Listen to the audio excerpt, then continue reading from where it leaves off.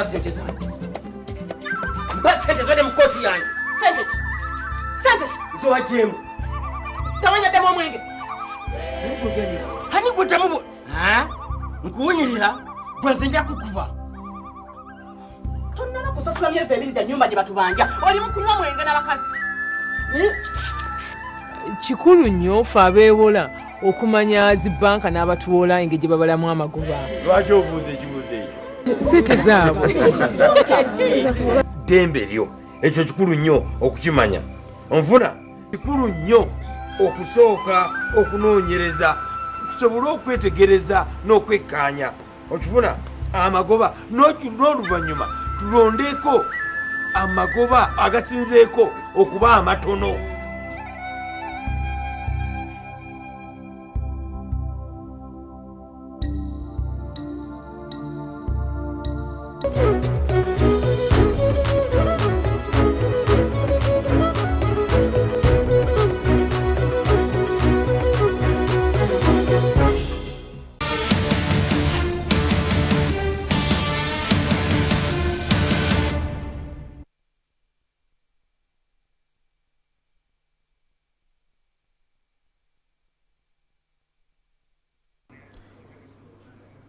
Oti okuwa omulamu kubadde kwa lwokyo nga twagala tweyinire akanyomero kaffe kano akayogera naffe. Mu ntandikwa Solomon Kawesa ali Mengo yakutegeezeza nti ajja kuba yeetaba n'abantu abo bateese ku nsonga za abagoba ba taxi abakutte wansi ne waggulu olwa KCC okubawaliriza okukolera mu Usafi. So nga bo bagamba bandibadde mu paaka enkadde wali. Kawesa ompulira? Weewaawo ate lukulemberwa omwami gwe n'ogamba nti ekkubo linaabula. Nkomyewo nate we nakusuubiza okukuleetera mwana wattu ekiwagu n'enkijjawo kati ngenda kuba nkuyunjiza nkota. Omulamwa twagwogeddeko dda tuli wano eno ku Mengo Hill Road. Tetuli wala nnyo nno ne paaki ya Usafi emu ku paaki empya ze baakakola mu kibuga Kampala. Omulamwa omukulu ogutuleese wano eno gwa ntambula wano mu kibuga Kampala. Paaka zizze zikyukakyuka okuva wali mu masekkati ne bazitwala mu bitundu ebirala. Abantu bagamba nti zibakalubiriza mu by'entambula ate nga n'abasaabaze bagamba engendo oluusi zibeera mpanvuko. Kaakati olunaku olwaleero tufunye abantu bano abasaabaze, tulinawo n'abavuzi ba takisi. Twagala batunnyonnyole kiki ekigenda mu maaso. Bo baagala eby'entambula bikwatibwe bitya mu kibuga Kampala. Tutandikidde erudda eno. Oteese otya? Amanya n'endowoozi Kanyomooza Sumani. Nze nvuga boda ku luguudo luno naye ku ntambula ya Usafi tubadde twetaaga amakubo gali abiri go ku Usafi. Twagala batuuseemu ekkubo limu libeere one way eddala libeere nga liyingiza. Kitwebadde twetaaga nga batuuzi ba wano Mengo Hill Road. Amanya agange eze Hamdan Kigundi. Nze kyembadde ngamba nti enteekateeka y'ekibuga bandisoose ne bamala oteekerateekera takisi we zirina okubeera obulungi ne balyoka batandika okuzisengula nga bazijjawo. Kubanga we ziri kibadde kireese emigoteko mingi, amakubo tibamaze gatereeza ne kireetera entaataaganya mu kibuga embi ey'ebidduka. Kale tweyanziza omulala oteese otya? Amanya agange nze bbulooka amayumba wano mu kitundu kino ekya zooni gye bamenyeemenye. Nikyataaganya mu ngeri etali okugoba abantu mu ngeri etali ntuufu. Nze nyiivu nnyo. Twagala omulamwa entambula ekyuka etya? Omulamwa oguliwo entambula ebirenga basula abantu mu ngeri entuufu batali kumenyaamenya n'obagobaganya nga bwekirabiddwa ku mativi gonna ag'enjawulo. Tweyanziza abeerudde eno oteese otya? Nkukwatidde akazindaalo. Nze mpitibwa Ssenkima Joseph mbadde nteesa security yeeyongereko kubanga ababbi basusse wano ku ssaawa ya kwiri nga bajja mu kibuga. Abantu batambula abamu tebamanyi gye balaga agenda okutuuka ng'ensaawa ye bagibbye nga talina transport amutwala waabwe. Tweyanziza ate ggwe? Amanya n'eddoboozi bampita Lukyamuzi Ali nga ndi driver ku stage y'ebusaabala mu paaka ya Usafi.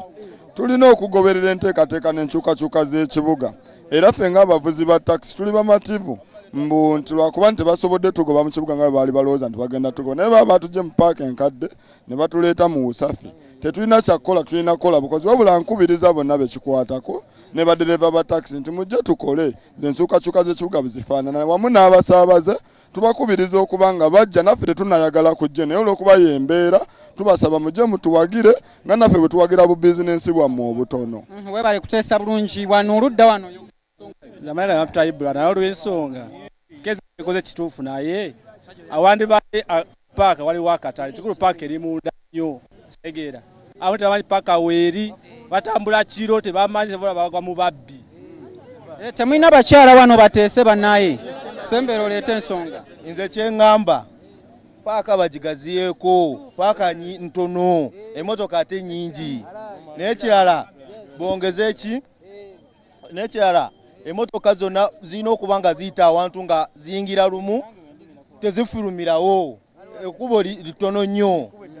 Mumpeeyo omukyala bannaye nze ensonga yange eriwe nti yo kansonga yo kanso kesisi kyekoze kintu kirungi nnyo ekyokuteekawo paaka naye nze kyendabye nti bagobaganyiza abantu mu butali bugenderevu baali badde babakadde ne bava mu mayumba gaabwe ne bafuna we bagenda abantu babamenye naye babamenye mu nsobi bandi badde babawa obudde basobole okuva mu ki mu mayumba.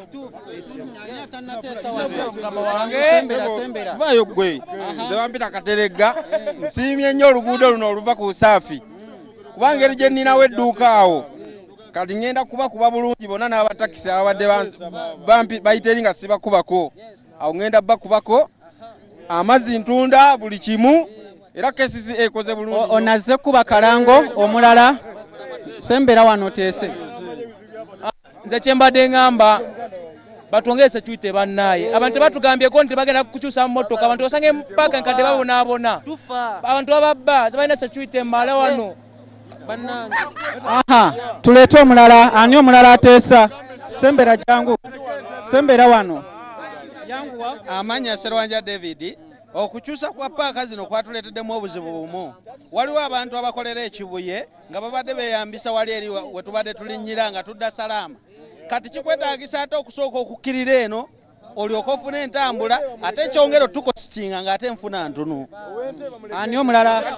Nze ekinyigiriza ye mukadde wange oweeruweero ajja okujja mu Kampala nga badde amanyi paaka nkadde naye ng'alina kujja luddawa mu Busaafi tebamanyi Busaafi bannaluweero oba bannamasaka bonna kyekinnuma mukadde wange okujja n'abulira mu kibuga katukole tutya tebalina okukola gavumenti erina okuyamba ku bantu ffenna sigamba nti bannayuganda tuli bavubuka bakadde baffe bajja kukosebwa nnyo nnyo olwa Busaafi eno okutambula okuva eno nasalasawa ya Queen mbwajja ku Busaafi abakadde baffe balina okuyambibwa ekyo. Tweyanzisa ensonga yo sembera wano. Ensonga yange eriwe tunula mu kamera bakulabe ekiriwo kati jamu asusse ate kati kebaziziza na wano jamu ate kati asukidde ddala emmotoka kati zitumazeeko ebiri bano tuwabeera jamu naye kati ate zisusse ez'okusalaama bazireke ku Salaama n'ezemakindye bazireke makindye bwe tujja okufuna enkulaakulana gye batunyigiriza bunyigiriza.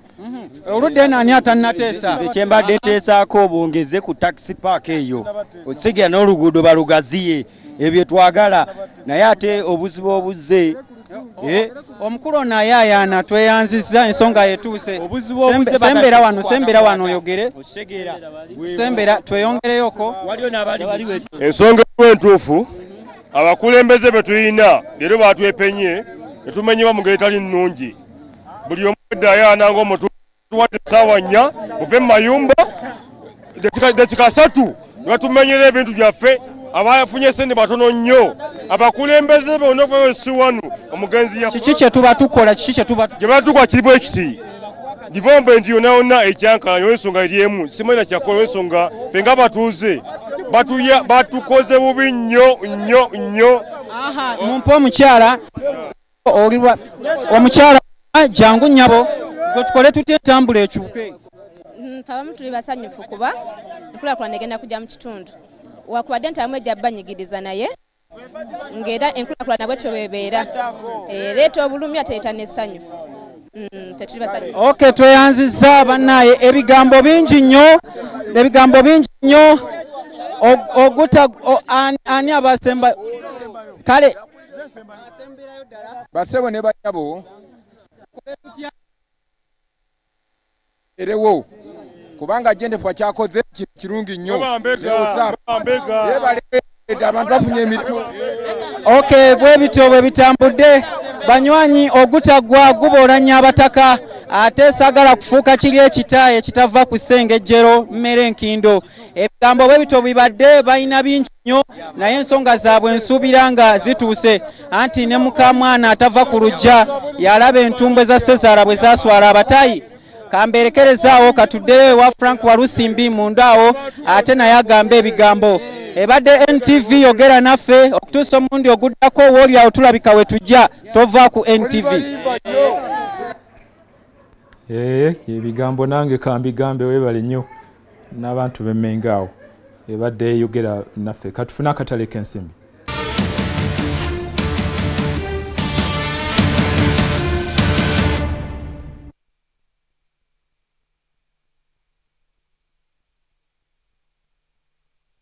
Akatale k'ensimbi kakutuusibwako Insurance Company of East Africa, ICEA, standing by you.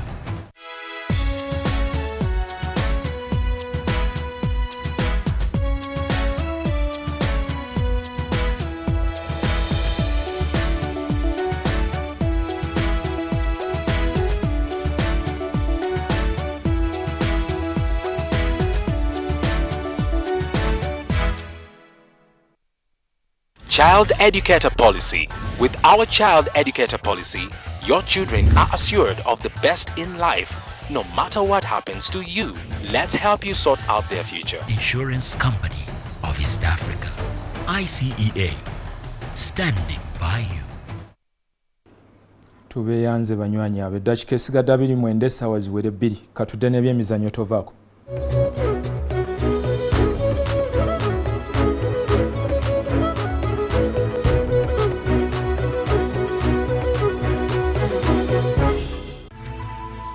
NTV, turning on your world.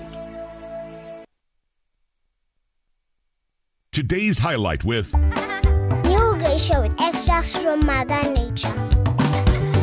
You are becoming what you most hate.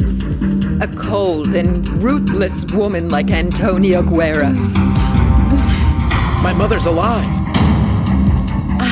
I am not Antonia Guerra. I am not. Here's your... Miss Constanza! Miss Constanza! You had contempt for me.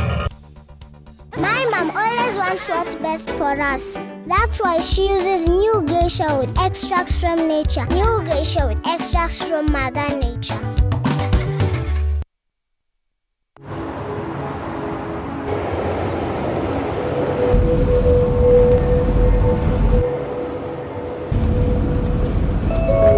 And the change of government won't stop a thing.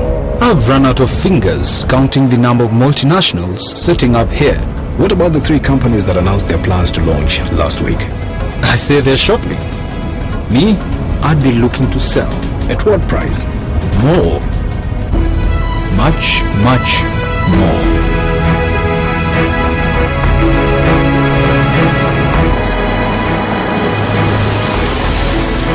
I don't know who you are or how you know these things, but one thing I'm sure of, you're in the wrong job. Here, call me tomorrow at 9 o'clock in the morning. I'd like to hear more from you. Are you ready for your big break? The East African, understanding the region.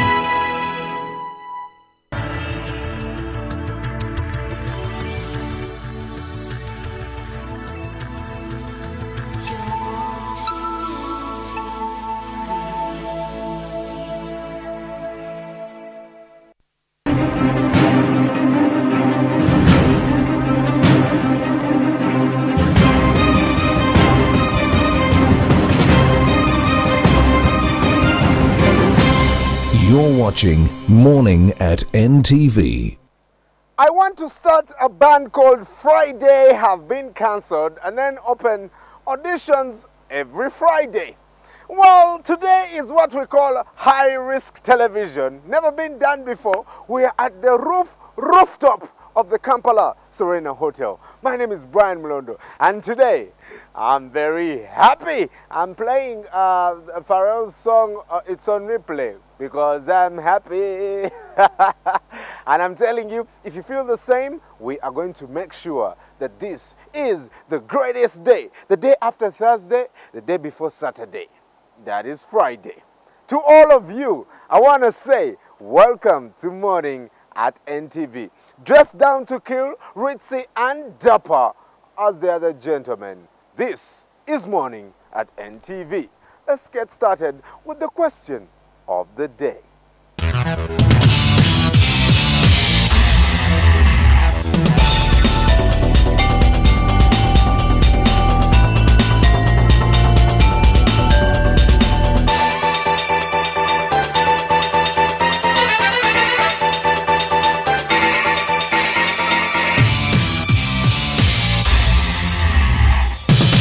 The avenues are open for you to answer those simple questions. Morning at NTV is our Facebook page. You can also use Twitter, Morning at NTV. Tag me at MBGold2, at Joel Senyonyi, at Dakabachigongo, at Mebkeb, and at Kasiate. Did I remind you also, today is not just a Friday, but for those of you who booked to join Kasiate at the Ginger hydropower generation thing, he's going to take you there and you will have lots of fun with him throughout the whole day. So get your bags packing, your swimming costumes, come with some packed lunch if you can, and I'm telling you, you have a blast in Ginger today. And the SMS platform is open, 6565.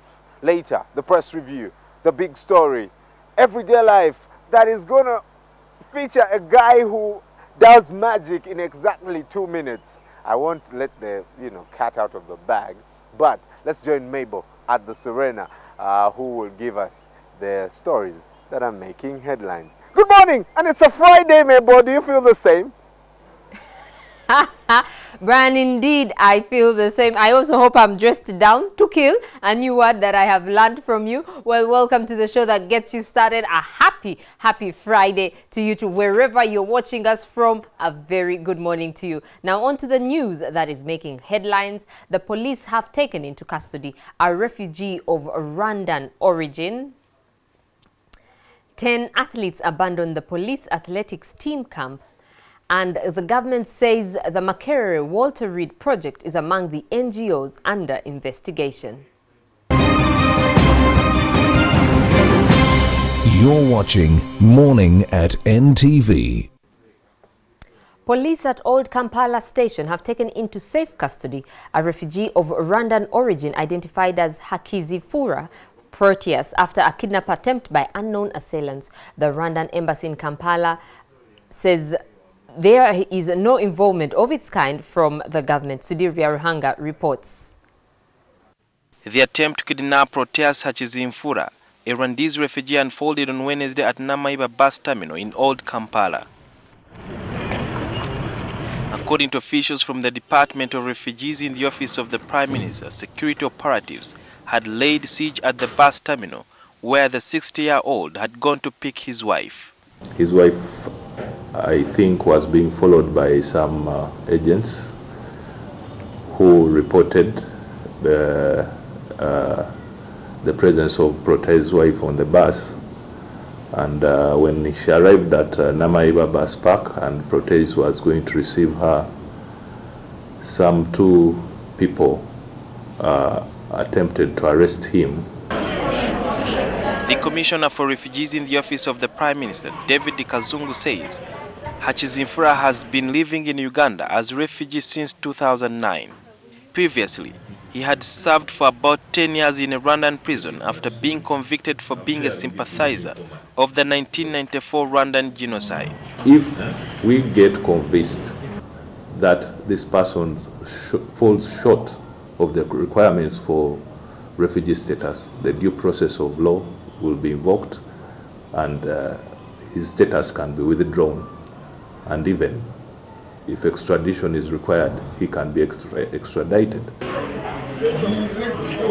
Section 41 of the Refugee Act 2006 requires that a tribunal or country has to request Uganda for the extradition of a refugee on either criminal charges or after conviction by a court of competent jurisdiction of serious criminal offense. We are working together with Interpol to try to see whether there is a notice, an alert from him, but so far we've not been given any indication that he's on the red alert. The aborted unlawful extradition of the Rwandan refugees also comes on the heels of allegations that some of the people within the security circles in Uganda have been conniving with their counterparts in Rwanda to give out information on the whereabouts of some of the Rwandan refugees here in Uganda. So the big question that remains, are the over 15,000 refugees from Rwanda who are living in Uganda safe or not? The refugees are safe. There is an investigation going on that may bring out those issues that you raise about alleged collusion. One refugee has been killed while others kidnapped in Kampala as hitmen continue to roam the streets hunting down critics of the regime. In 2011, Charles Ingabire, a journalist who was living in Uganda as a political refugee, was gunned down while hanging out at a bar in Kampala. He was the editor of Inyereri News. In 2013, President Kagame's former bodyguard, Lieutenant Joel Mutabazi, was also kidnapped. In November of the same year, another former bodyguard, Private Innocent Kalisa, was also kidnapped. In February this year, Andrew Muhanguzi, a brother to exiled Rwandan journalist John Bosco Gasasira, was kidnapped. In response, Rwandan Ambassador Major General Frank Mugambaje denied any involvement of Rwanda, describing them as baseless. He said Rwanda is law-abiding and referred any queries on the matter to the Ugandan police. Sudil Biaruhanga, NTV. 10 athletes have abandoned the police athletics team camp in Kapchora. This as accusations continue to swirl around the police athletics team backroom staff members over allegedly sex harassment of female athletes. Alfred Odong has just returned from Kapchora, where he has been probing leads into the scandal and unravels the murky details in a series of stories.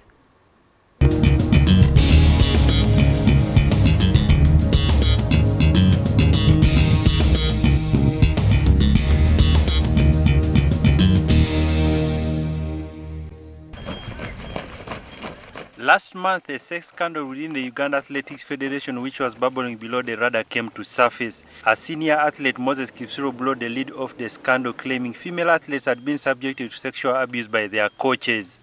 But because I was the captain, the girls came to me and they talk openly, and they told me, you know, we see you as a senior athlete and we see you as a captain. So we feel that we need to explain to you these things that we undergo. Since then, the scandal, which appears to be deep-rooted, has opened a murky window into the state of affairs within the Federation. Why did it take so long to unravel this malaise afflicting the Federation? Is there more than meets the eye? Could this problem cut across other sports federations? As the scandal continues to elicit flack, 10 athletes from the Uganda police team in Kapchora have opted out of camp on account of the behavior of one of their team's coaches. In fact, me, I was one of the athletes in the police. And we had our coach called Omala Peter, whom he was taking. He was our coach by that time, in Kapchora. And the man was not really a good coach, because the way he handled his athletes was not good. The disgruntled athletes allege that the coach has been sexually harassing them. I've refused what he told me. He told me, if you're not going to accept what I've told you, to be in love with me, I'll not give you a job. I'll chase you from the camp.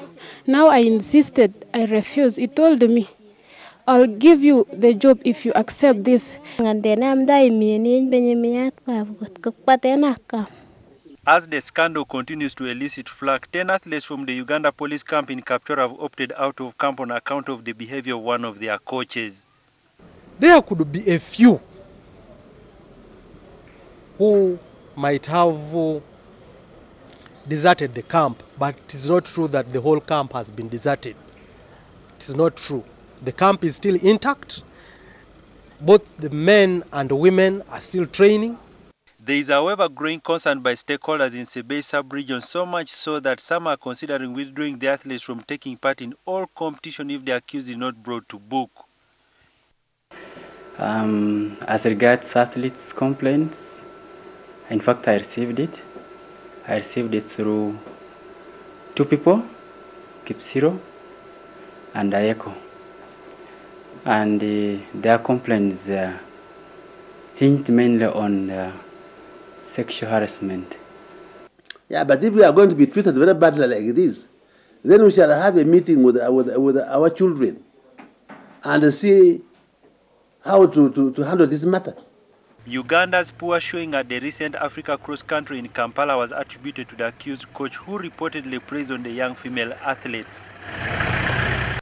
The alleged sex harassment of junior athletes in the police camp in Kapchor has been brought to the headquarters of the force here in Kampala.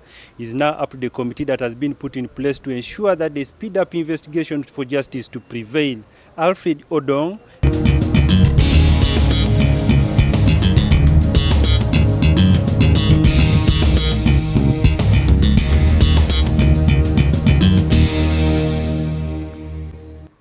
The government says the Makerere Walter Reed project is among the non-governmental organizations being investigated over the promotion of homosexuality. The Minister for Ethics and Integrity, Father Simon Lokodo, says Walter Reed was registered as an HIV/AIDS research organization. However, the United States Embassy argues that the activities of the Walter Reed project were sanctioned by the Ministry of Health. Amid the closure of Makerere University Walter Reed project last week, the government now says the project, which is a partnership between Makerere University and the U.S. military HIV research program, is among other organizations being investigated over homosexuality. Giving us the indication that something in their activities is close to promoting, recruiting persons. The Ethics and Integrity Minister says ongoing investigations show that some of the materials that were found suggest homosexuality acts. Because why do you make people watch a pornographic film of homosexuals? But the United States Embassy's Public Affairs Officer Daniel Travis argues that the organization's mandate is research on HIV and AIDS. Its work was sanctioned by the Ministry of Health and others, so we don't do research without talking to the proper authorities within. Lokodo emphasizes that the fight against homosexuality will continue. Because we shall continue to fight against this malaise, this painful nakar, and we solicit support, help from friends. Travis believes the law, which now broadens criminalization of same-sex relations in Uganda, is being wrongly executed. It's the law of the land in Uganda because it's been gazetted, but we don't have details as to how exactly that law is going to be applied. Yes.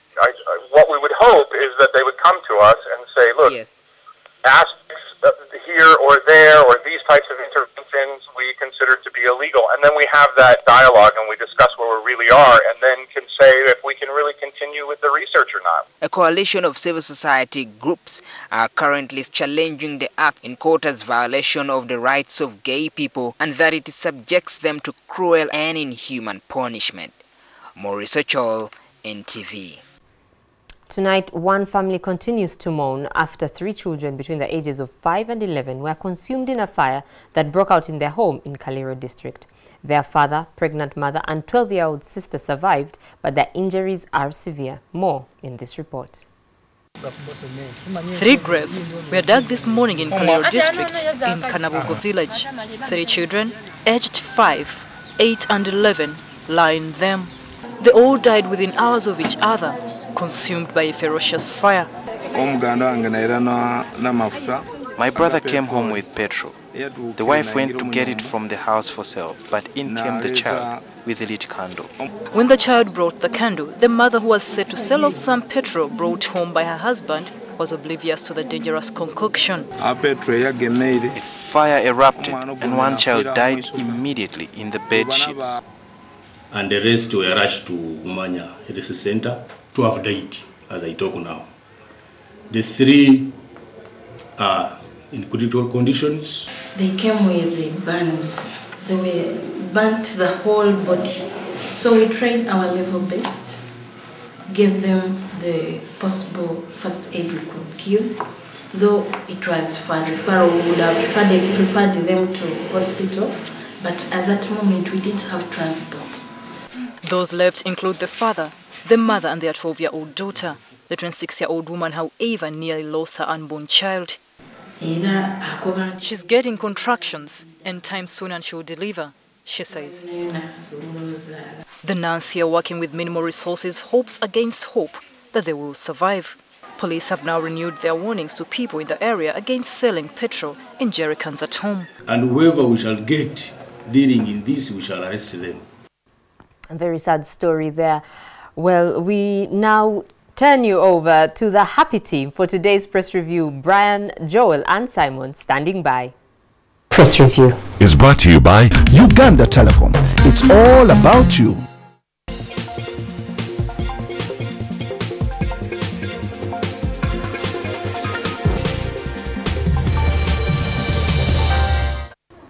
Well, a very good morning to you, ladies and gentlemen, whether you're joining us on air or online.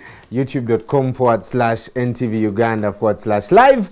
And it's a Friday, and indeed we are happy with the usual suspects. Joel, clad in a chitenje. Yeah, you get this stuff. Olara Otunu hooked me up, so I wonder who hooked you up. Is it Bessie? His color is blue. Mine is Latif. Ah. Yeah, and of course Simon, who's joining us via Skype. Good morning, Simon.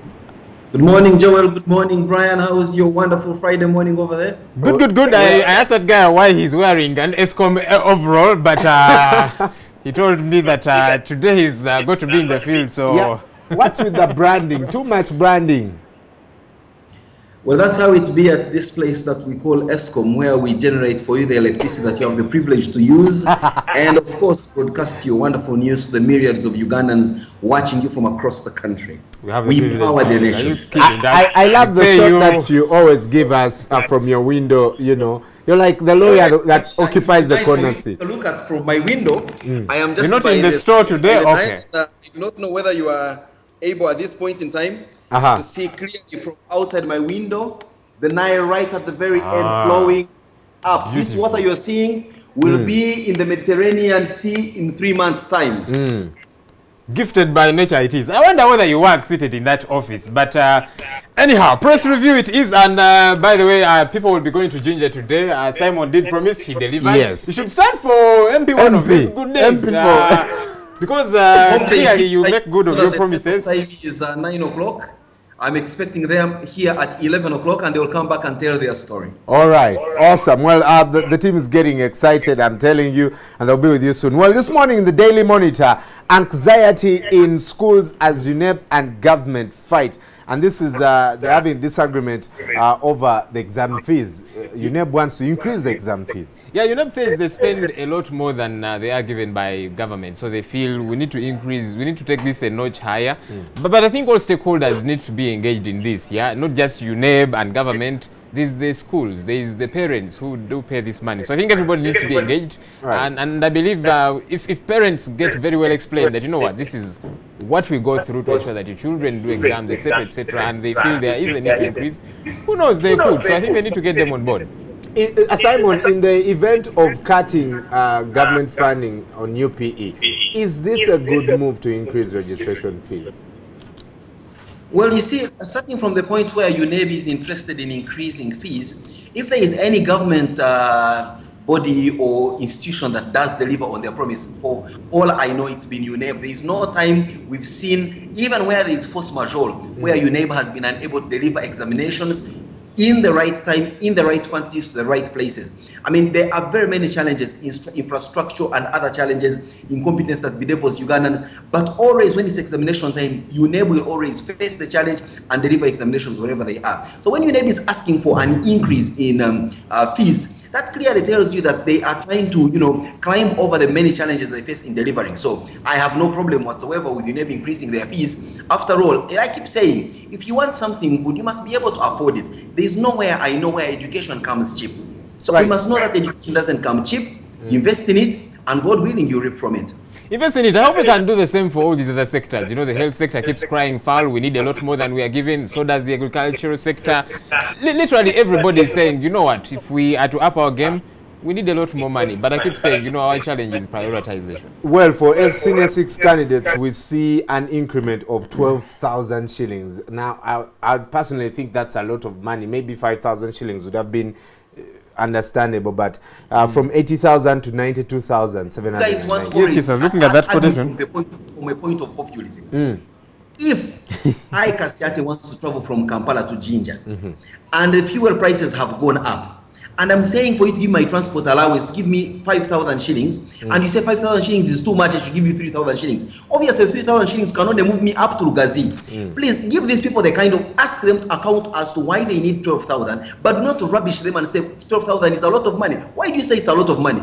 Under what parameters are you basing on? You well, I think people can afford the increment, because even already people can't afford. To some people down, deep down, there could be a great deal already, of money. You know, schools find it very hard to get the 80,000 shillings. True. That's my argument. Parents cannot buy a lunch of 500 shillings for their children. So what is talking about should not, you know, flummox you, because this is the country we live in, unfortunately. You know, Joel and Brian, I'm sorry, but this whole populism of saying parents cannot buy, if you are unable to buy your child lunch of 500 shillings, you shouldn't have had that child in the first place. You see, this is what I don't understand. If you can't afford things, the West could be into, as they say in Uganda. Okay, you had the baby, then what? The fact that you've made a conscious decision not to start siring children now because you are unable to afford them. If you, I mean, you find the people, especially in these areas where we operate in Jinja, someone knows that their income is a meager 500,000 shillings per year. But he is there having more children than Kasiate, whose income per year is in double-digit millions. And then you expect us to be on the same footing? You want your child to have the same education as mine?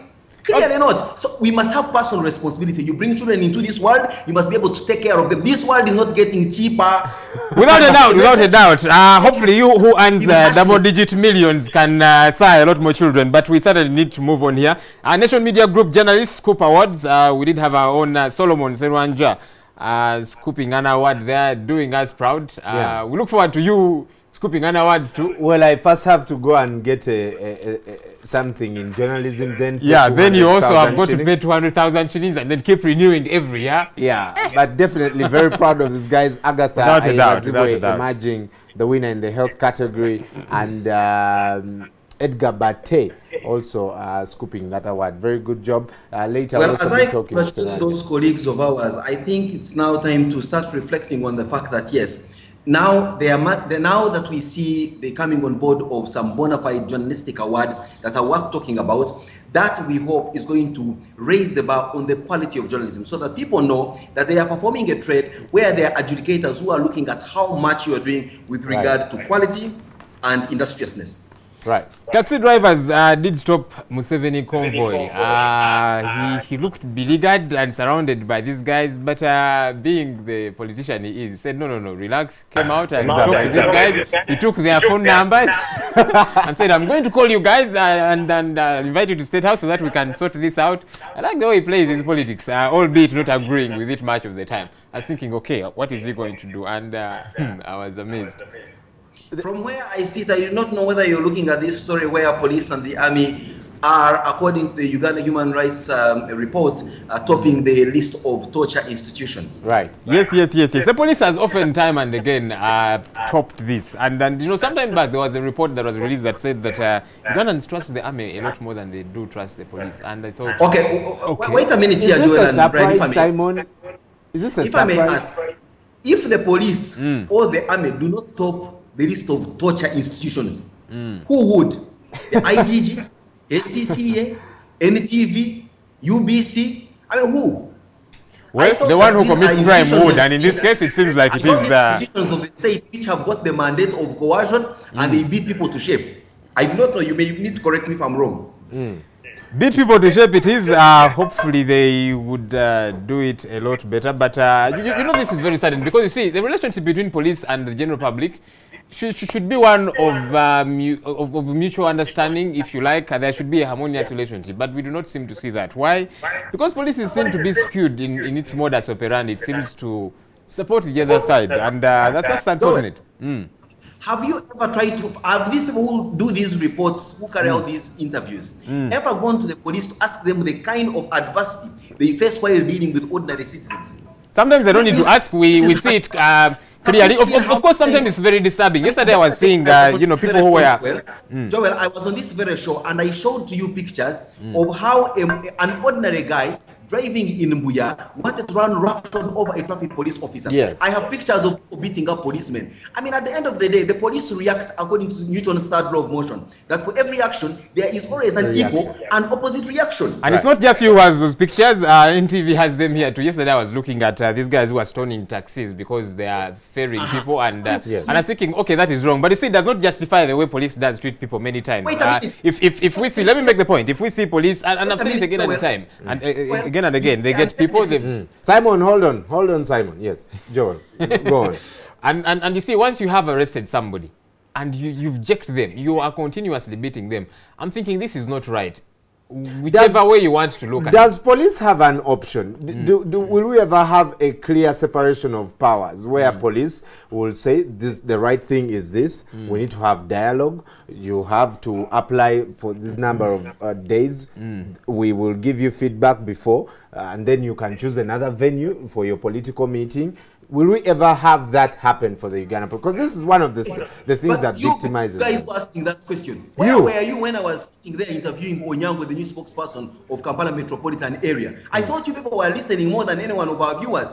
Onyango said they had reached a deal with the political organizations and they had struck a deal as police and them, and they had agreed on a few modalities on how to operate. I mean, let's give credit where it's due. You guys, I mean, Joel just said, people stoning cars, as we saw yesterday from Taxi Toast on NTV Road. Yeah, which is wrong, but it doesn't justify the brutality that police makes out on people. Condemn them with very harsh words, you quickly run to condemn the police. Look, I find it flabbergasting that someone picks stones and stones a car, and you want them to just be condemned with a slap on the wrist, and then you want to castigate the police, which has arrested an unruly guy who knows he's under arrest, but continues to fight. Must clearly have a problem. Who has condoned these guys who are stoning taxis? I thought I was the first to actually say that is wrong. But you see, what I am condemning is many times you see police meting out a lot. All right, let's gentlemen, let's wrap this up quickly. Okay, let's actually just move to another story. Besigye is accusing police of inciting violence. By the way, you should know that today the Supreme Court is going to have its say on the Lukwago issue. We are waiting to see. As I came, I saw, you know, military all over the place, and I was thinking, okay, what's going on? Then I remembered that today it is going down. It will be interesting to see how that pans out. The Red Pepper this morning with a screaming headline, Mbabazi ponders resigning. Is this something that we should expect? Have we seen it coming, or it's just one of those political games? I don't know. I hope it's one of those rumors, but resigning and then what? He will launch an active campaign against the president. We have seen that in the likes of Sejusa and a few others. The other one is, I've even forgotten his name already, and is General Biraro. There you have it, Major General Biraro. And I'm thinking, no, he does not have too many options. For now, his bread and butter is within the NRM. He needs to sort that out. Simon, doesn't this give him more political mileage if he had more time to put his, campaign with more, for lack of better, beef before 2016, if he resigned now? Well, if the allegations against him are anything to go by, you realize that all this time he's been using the NRM infrastructure and his position as Secretary General and the influence of his the women in his life, his daughters, his wife, his sister-in-law, using them to galvanize his political position. So I think by him resigning now, it possibly will dent his chances of being able to use the same infrastructure that's already there. Right. So I do not know, but well, of course, there are very many forces that we do not feel where we are. We have the comfort and benefit of hindsight, which I think Mbabazi doesn't have. We don't feel the pressures that he feels, and I'm sure that he is a very rational person. He's a highly sophisticated thinker. In fact, many times he pisses me off for taking so long to make certain decisions. Maybe I can trust the fact that when he decides to do what he decides to do, it will be the best move. I mean, it's like playing a game of chess. He knows best when to move the pawn and when to move the bishop. Well, the Chigezi elders saying the leaders also think that if Mbabazi waits for the boss to fire him, he'll lose political capital that would fall to him if he resigned. Elders believe that Mbabazi... What about if the boss fired him and the guy plays the victim game? They say he's of more value if he resigns now and keeps within the NRM till 2016. Hey, resign and then keep therein. Anyway, that's He'll a still story be that the will Secretary be General, so that would he'll still be relevant in the party. Are you seeing a story there about the UPDF vowing not to leave South Sudan until there is some sense of peace? Yes. It is herein, and General Muhoozi addressing the soldiers at the Juba airport. But for me, this is not a surprise because they warned us earlier that they would not leave the UPDF. So they are making good of their promise. Yes. So apparently it's not only Kasate who is making good of his promise, but something here sitting in the Daily Monitor. Intolerant leaders are bad, says Museveni. Now, he said here that valuable time for development of the country was wasted because most politicians do not tolerate differences in political ideologies. And I'm thinking, okay, this is nice to hear. Well, I do not know whether this story has been captured in the dailies this morning, but I'm happy to inform you that now the results for the Bubulo constituency replacing Tony Kipoi are out, and looks like the NRM has carried the day. Again. Not again, it was expected, not one of those hotly contested areas. I mean, it was there tough. Continues to be, nothing much has changed. The Observer here does say... Well, let's not just gloss over this. It's an indication here that there is something that needs to be done. Look, the NRM garners 29,135 of the polls, and the closest person from the FDC gets a paltry 3,270, while an independent candidate gets 1,684. The DP gets 662, while another independent gets 128. Why couldn't the opposition form themselves into one formidable force and try to give the NRM a bloody nose in this particular by-election? But you know, what is this telling you about the robustness of the opposition? The opposition Unless as this is in the backyard of the leader of opposition, both former and current. Do you want us to answer you? Yes. No, but you see, the opposition is not as united as we've always thought it is. And at the end of the day, the FDC, for example, wants to have its representatives, so does the DP, just like the NRM does want, yeah? And so I think sometimes they find it a bit convoluted to say, okay, let's field one candidate, which would be a sharp thing to do, like Kasata is saying, but sometimes it doesn't happen that way. But you see, that place has been there tough. This bad boy, Kipoi, was NRM, so I'm not very surprised that they took the day anyway. So, well, I guess it's the same thing that happens all over the world. I mean, right now in Turkey, the opposition commands 53% of the electorate, but they have never sat down to even think, how can we take advantage of this huge percentage we have? So, you know, somehow they all want to be part of the chair. They all want a piece of the cake. Yes. The Observer, Kayihura Amama meet, and we're told they have certainly met many times before, but this was no ordinary encounter between Uganda's police chief and its prime minister. Was he taking a police statement from him, or he was getting him? I wonder who was grilling who, but you heard yesterday the prime minister saying that Kayihura is doing a very good job. He was reporting to parliament. Albeit he is the same man that not too long ago said that, you see, young people should not be arrested for their political kind of opinion. And you're thinking, okay, we seem to be see a change of him recanting his wordings therein. But you see, it bothers me, you know. I do not subscribe to the NRM, but you see, I get worried when I see the police chief and the powers that be seemingly knocking heads. I get worried, and we should get worried. So if they're saying they're meeting to sort out their malaise, that is good news. That should be good for us. Well, in the red paper, some gossip. Nantaba beats up Pump and Telat.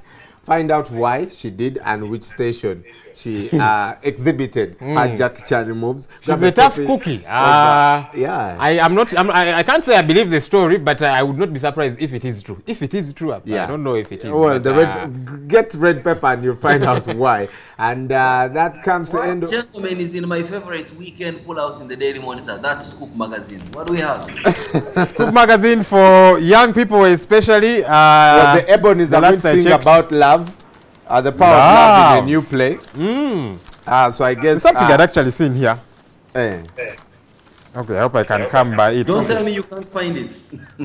some I probably dodged it tactfully because the comment I was going to make about it was not going to be the nicest of them. But Let me just ignore it. Let me be good for today. All right, we want to wrap this up. Remember, the press review is powered by Uganda Telecom. It's all about you. Grab a copy of a Daily Monitor, Red Pepper, and The Observer. Coming up, the big story with Joel and Simon. For the big story. Hey. Have you noticed that there's no bow tie on me? Why do you guys take things for granted? It's very difficult to put a bow tie on an overall. Have you seen these guys who climb electric poles wearing a bow tie? That does not happen very easily, my friend. Today you finally dressed down, Simon. So you're saying today he's finally himself, eh? Yeah, today but Brian, you talk badly. We mean other days he's here pretending. All right, we'll be right back. This guy.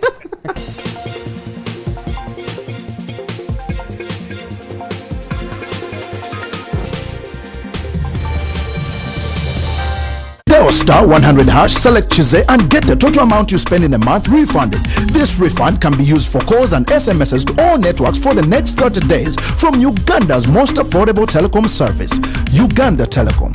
It's all about you.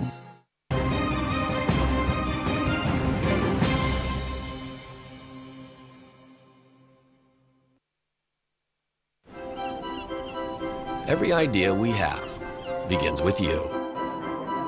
The way you connect. Good morning. How you browse. How you share. And how you interact with the world around you. Your relationship with your God is the most important thing. Have a company of people who have got a similar mind. How do you want people to think, feel, and act after your talk? In other words, what's your objective? You inspire everything. Because in the end, innovation doesn't really matter unless it does something that really matters to you. And we are HTC.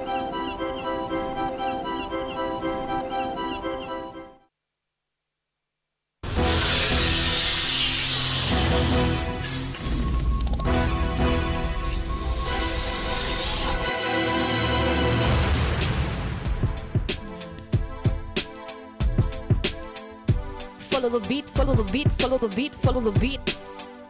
Follow the beat. Follow the beat, follow the beat, follow the beat, follow the beat. Follow the beat. Follow the beat, follow the beat. Follow the beat. Follow the beat, follow the beat, follow the beat, follow the beat. Follow the beat.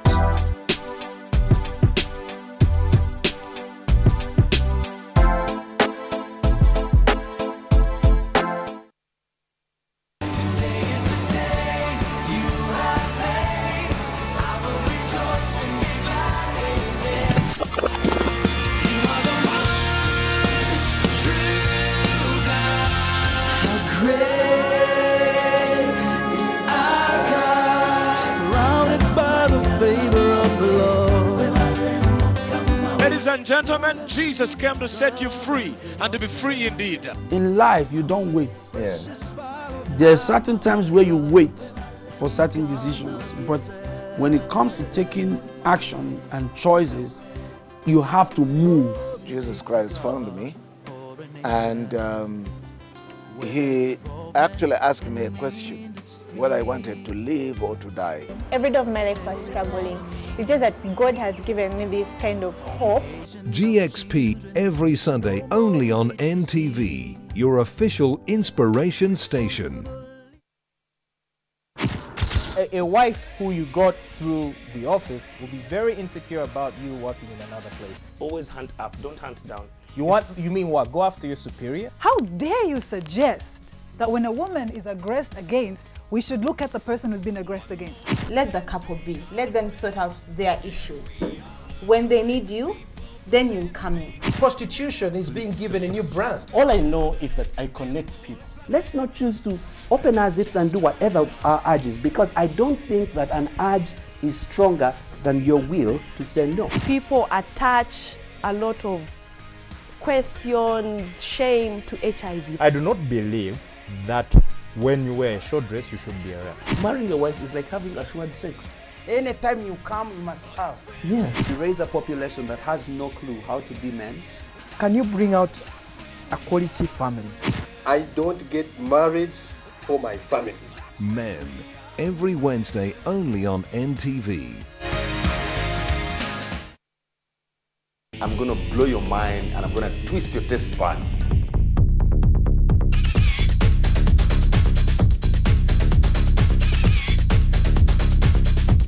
The flavors are already coming together. I can feel them. Very lovely, very appetizing, very healthy.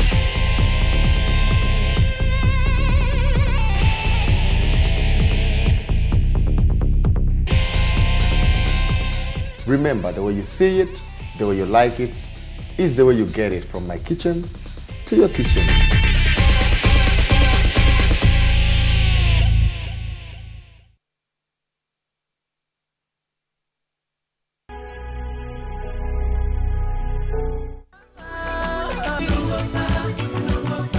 The task that we had ahead of us was to transform Kampala, take it from where it had fallen for so many years and create a city that we can all be proud of.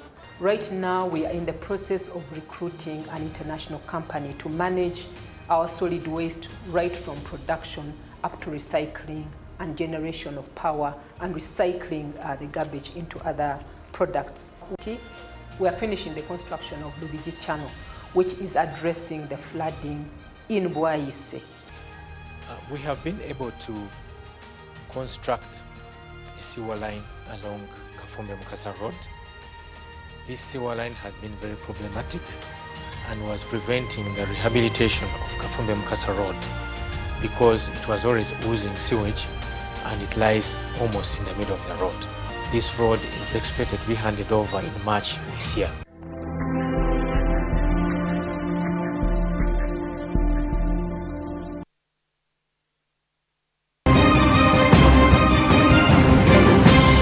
You're watching Morning at NTV with Simon Kasiate, Mabel Kebirunji and Brian Mulondo. Welcome to The Big Story with myself, Joel Senyonyi. Now, Uganda was last year voted the #1 tourist destination by Lonely Planets. And we are thinking, have we made very good use of this as a country? This was an opportunity to, tap into it and make the most of what we have naturally. Did we do that? Joining me this morning is a gentleman that is a tourism specialist. His name is Jeff Bidandi. Jeff, good to have you here this morning. Nice to meet you. How are you? I'm very fine. How are you? Good for you. And we have Simon, of course, joining us via Skype in Jinja, which is another of those good places you should go to if you want to tour around Uganda this morning. A couple of people will be going.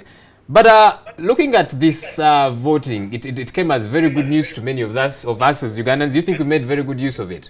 As a country and the government, we didn't make good use of it, but the tour operators, especially the adventure specialists, made good use of it. Because I think when you make use of it as a country, we have, because we tax you, don't we? It's the adventure specialists. Everything has been left to the private sector in terms of investment, putting in transport, advertisements, everything is left to the private sector. And government has not put it any hand in it, but then government comes along to tax these private companies that are putting in a lot. Because look, there are some companies that are not bringing much development, are not doing much, but government gives them big tax holidays.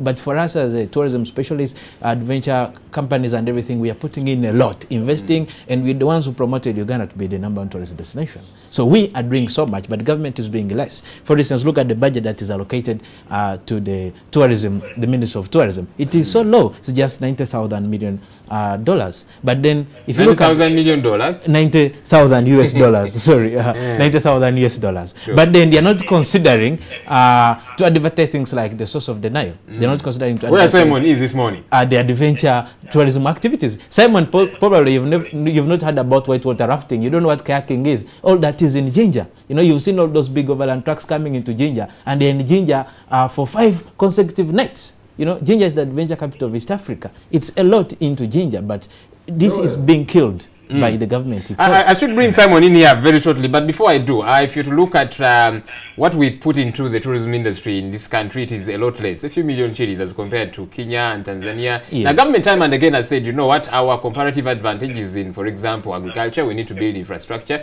And one would reason that, you see, Kenya is better placed for that. So let's focus less on tourism, concentrate on agriculture and where we have a comparative advantage. I will refer you to New Vision from our own editors from a top government newspaper that basically said tourism in Uganda is an untapped gold mine. And they exploit a lot of opportunities like bird watching. I am here talking about adventure activities, rafting, kayaking, horse riding, camping and everything, you know. Like the road to Bujagali, where they are, which is the main town. Bujagali is somewhere in Jinja. It's so bad. Residents cannot move. We have big overland trucks that are carrying about 7 to 8 tons of people and their goods, but they cannot access the road. Government could have put in more efforts by putting this road to move. You know, when they are not putting in anything, it may not necessarily increasing the budget in terms of finances, but let us also look at the resources. Like, we are doing business here as adventure specialists, but we are doing a lot of charity organizations. Simon, I think you've heard about Soft Power. Soft Power alone has health facilities, it has education facilities, you know. A local person can send international doctor at a fee of 5,000 shillings. Okay, Simon, you see in this country, I know of course we are blaming government a great deal. They are not doing as much as they should, but I'm looking at we Ugandans per se. When we want to tour, for example, when we want to go on honeymoon, where do we go? Not to Jinja, where there's exquisite, you know, places to go to. We go to Nairobi, we go to South Africa, and these other places sometimes on date. Jinja, where you are, is another of those good places to visit. But would not seem to have embraced this. Those of you that go to Jinja like Simon, you only go there because you've got to work. Otherwise, you probably would never have been there. Are we guilty as well as Ugandan, Simon? Well, giving me as an example of a typical Ugandan is certainly missing the point, because I am highly traveled in this country by virtue of the job I was doing as a journalist. But I'm also an extremely curious person who always looks out for the environment. Like that gentleman said, he doesn't think I know water rafting, bungee jumping and the like. Believe you me, I know all those and I have indulged in them because I am an adrenaline rush kind of person. But you are right indeed, that many Ugandans do not consider home to be the best place to enjoy some of these amenities. When indeed they get honeymoon, they want to travel out because we want to show that we've been outside. I will tell you, 100% of the young men and women who have heeded my call to come to visit the Narubari power station only know that there is a bridge across the Nile at Narubari, and there used to be some water gushing out of some stone wall, but they had no idea that electricity is generated down here. They have no idea that there is wonderful tourist attractions in this place. Now, looking at the part where you will blame government, this is a highly liberalized country. Government may come in to put in the bigger picture of, say, infrastructure and the like. But you see, if you do not have local tourism supporting their very own, if when you want to, you know, enjoy yourself, you go and travel to Kenya, when you have a wonderful hotel, you employ Kenyans because Ugandans don't mean business at all. Clearly, there is so much you can blame government. This is a highly liberalized market. Government is giving you the opportunity to put in your professional US. This man is telling me he's a tourism consultant. Yes, tourism consultant, thank you very much. But what are you doing outside the realms of government at Yambi? I mean, we cannot sit here in the comforts of where we are calling ourselves consultants and the like, and we're busy whinging about government help. That's why I like my friend Amos Wekesa. He takes this by the horn, went out of his way, government or no government help, he decided to make a difference in tourism, and he is making a difference. Without a doubt. It is the combined force of such people who go out of their way and leave the comfort of whinging and whining and blaming government, who will make a difference in this country, not only even in tourism. It could be in education, it could be in banking, it could even be in electricity generation, because this government doesn't do that. It's the private sector that does. Without a doubt, and I've also heard him many times saying, you know what, government needs to come on board, because if they do not invest in this, countries that are thriving in, as far as tourism is concerned, it's because their governments have deliberately decided, okay, can we push this? It would be a lot better. But you see, another of the challenges that we tend to find, people have complained that you tourism players are very exorbitant at pricing. You know, besides the people like Kasiate, who likes to think of himself as not a typical Ugandan, who can afford, many Ugandans cannot afford, and they'll say, you know what, we would want to go and tour, but you guys are very costly. No, the cost comes up in whatever activity you're going to do, because I'll give you an example. Whitewater rafting is an international attraction, and whitewater rafting is only $125, all right? Just $125, which is 310 Ugandan shillings. Now, then we have the bangi, and everything that we do has a Ugandan price to attract the local market also to come on board. But then tourism alone depends on the people here in the country, because we have to give market to the local produce, agriculture and industrial, and then because all the shopping, we don't make it from foreign countries, we make it in supermarkets around Jinja. And the bananas, the tomatoes and everything comes from the local people. So it's a two-way traffic. The pricing comes looking at the expenses, and then from the expenses, we also set out the prices, because we are here for business, we're not here for charity. But out of our business, we do do try to make charities, like I gave you an example about soft power. They are doing a lot with education, they are doing a lot with health and things like this. So it's a two-way traffic. We give, we regulate the prices, and then return to the people. And also we have to make a profit because we have to give our government taxes. Because why I say government does not help? Because we are paying taxes on monthly basis, and company like these are big companies registered in Uganda, 100% legal. Now the taxes we pay, in return we should get good roads. You know, in return we should get hospitals and everything. And as private sector, we cannot go ahead to build roads. We cannot go ahead to build hospitals. There is a limit on what we can do. We can't be development patterns, but there's a limit on what we have to do. Jeff, for people like you and the rest who will complain that, just a minute, Simon, that, you know, government is not doing what they should do, and many times we go ahead and protest. There's people that have said, look, one of the reasons why we are scaring away investors and tourists, for example, is because we are always on the streets fighting with police. And so at the end of the day, you and I are actually guilty, even before we can blame government. Yeah. We are not really guilty because as private sectors, we should have discipline in our businesses, right? Because the government has the right of admission and anything. They can close down these companies. We've been 100% disciplined. You think so? Any complaint has been addressed to the right people. Nothing has been taken. We don't even take the law in our hands because we are providing safety for a number of clients. Look at how many clients come to Jinja. They're walking around main streets. They're intermarrying. Uganda is a safe country whereby people can walk at any hour of the day. So if we take the law in our hands, if we don't follow the law, we don't follow the protocol, it's very easy to close us down. So we are very much law abiding. We are doing the best. And any challenges we have, we always address it to the relevant people, the concerned parties. Yes, Simon, you wanted to jump in. What say you? Yes, I was saying that beyond the affirmative action that Mr. Kidandi is talking about, where there are prices for foreigners and prices for Ugandans, and you saying that many Ugandans cannot afford, I think it's a case of prioritization. Joel, the same people you see pounding hammers on Kampala streets, the same people you see holding Samsung Galaxy Note 3, the same people you see going out and imbibing volumes and gallons of alcohol in dance halls, the same Ugandans you see marrying 3 wives, are the same Ugandans who are the same Ugandans who do not go to attend and partake of this tourism, whatever things that we have in this country. You find a Ugandan who has got 3 Mercedes Benzes back at his home, but he has never taken one holiday to a local national park. When they are traveling outside, they go to give birth in American hospitals. It's an absence of privatization. Yet in Europe, you'll find someone who earns modestly, but they will take time off, save, and go and give themselves a treat somewhere in the Mara and even pay that exorbitant price. So it's not an issue of saying Ugandans cannot afford. We Ugandans can afford so many things luxurious and otherwise, but our priorities are not into tourism. And it's high time those in the tourism industry, those of us in the media, drum up the need for Ugandans to know about themselves, about their country. I mean, we are so ignorant about ourselves. We know which latest hit Kanye West has released, but we have no idea that there are 52 tribes in this country. It is absurd.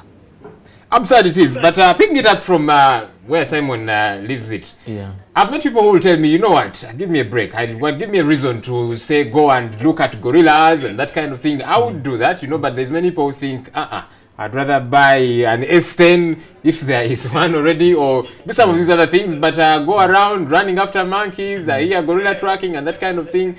Give people a reason to say, let's go and check out our country and be involved in what's happening. Everybody has priorities, what you think. If you earn your salary, you have to grade it. I'll spend this much on food, this much on rent, this much on this. So tourism alone comes in to be patriotic or someone is liking, but then it's an adventure. It's a life must. You know, you have to see some of these things because they're around us. We don't want to see a lot of foreigners coming to praise what Uganda has.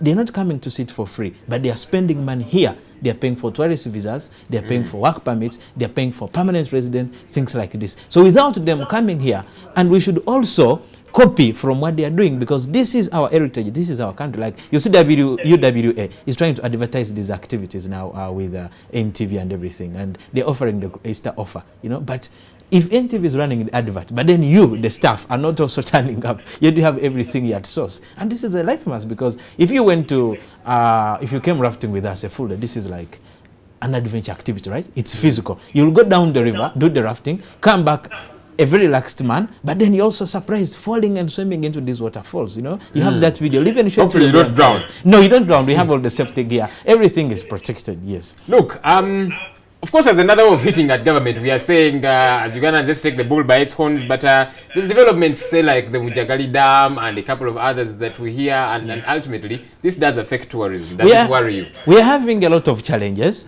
because one thing, we are blessed in Jinja or Uganda or East Africa because of the longest river, the Nile. Because it's deep and it's warm. It doesn't fade throughout any season. It's running throughout the seasons. The reason why people flock rafting is because the river is deep and warm, and then throughout the seasons, whether July, May, or any year, since 1996 when we started the first commercial whitewater rafting, it has been the same river Nile. Now, they build hydropower dams as a government initiative to produce sufficient power supply to this country. Now, these dams are built with the technology that is present, but then the waterfalls are submerged and then a reservoir is created. That means we have no waterfalls. These waterfalls are very good for tourism, but then they very much provide water for domestic use because national water gets the water from the river or the lake. That water is washed by those waterfalls. You know, Simon, a lot of industries are placed around the river banks. So the waste from the industries are released into the river, and then the waterfalls wash off. I'll give you an example. Simon, if you've been to Mada Hotels or at Drift River Base Camp, initially there was big waterfalls running, and there are waste from Makenke coming in. But those wastes were washed off by those waterfalls, right? Now that the waterfalls are gone, the wastes are floating. It's so smelly down there. So we need intervention. If you are building hydropower dams, there's latest technology we can use that these waterfalls can remain and then carry on with the things. I'll give you an example. Simon, who is not the so typical Uganda, like he did say earlier on. You work with ESCOM, you're the power generators. You are partly responsible, actually, for, in many ways, lessening our tourism potentials. Once upon a time, 60 years ago, in this very place where I am seated, was a phenomenon called Owen Falls. These were tremendous falls. They were quite picture-thick. They were nice to look at. 60 years down the road, there has been an electricity generating plant. You, Mulondo, no, you, Senyonyi, and you, Kitandi, tell me, if Uganda has benefited more from the Owen Falls Dam here, has benefited and would have benefited more if the Owen Falls were here not generating electricity. So we must understand one thing. If you must have an omelette, a few eggs must be broken. So Simon, you're conceding, because earlier on you were saying we're not putting much into tourism, yet they... Can I make my point? You asked me a question, let me make my point. For New York to have been created, that place where New York currently stands was possibly some mangrove forest. But a choice had to be made. Do we want a city or to keep a forest and rear baboons? That is a choice that has got to be made. Do we need electricity in this country to power the rest of the industry? Yes, we do, and we must have them. Now, whether we lose waterfalls, this country does not depend on tourism of waterfalls alone. We are keeping gorillas in Bwindi, which for the most part are in Rwanda because Rwanda feeds them better. We are keeping lions in Maction Falls and Queen Elizabeth, which many of you Ugandans go and poach. So at the end of the day, if there must be a development activity like the generation of electricity or the construction of a dam, in where I sit, that is not something that we cannot even negotiate over. When Bujagali was constructed, yes, indeed, the Bujagali Falls were submerged. But tell me one thing. You want to tell me that Uganda will benefit less from Bujagali Dam as opposed to what will benefit from Bujagali Falls? Certainly not. Okay. Seemingly shooting yourself in the foot. We need tourism. We do not need it. We need a lot more power. We need to wrap this up. It has been there as falls for the last 200 years. How come now you are whinging today? What have you used this for the last 200 years? Simon, interesting question to ask you. We need to wrap this up. Tell me, are you engaging government in many ways? Because we see you go to the media, make noise, saying government, you're doing nothing and that kind of thing.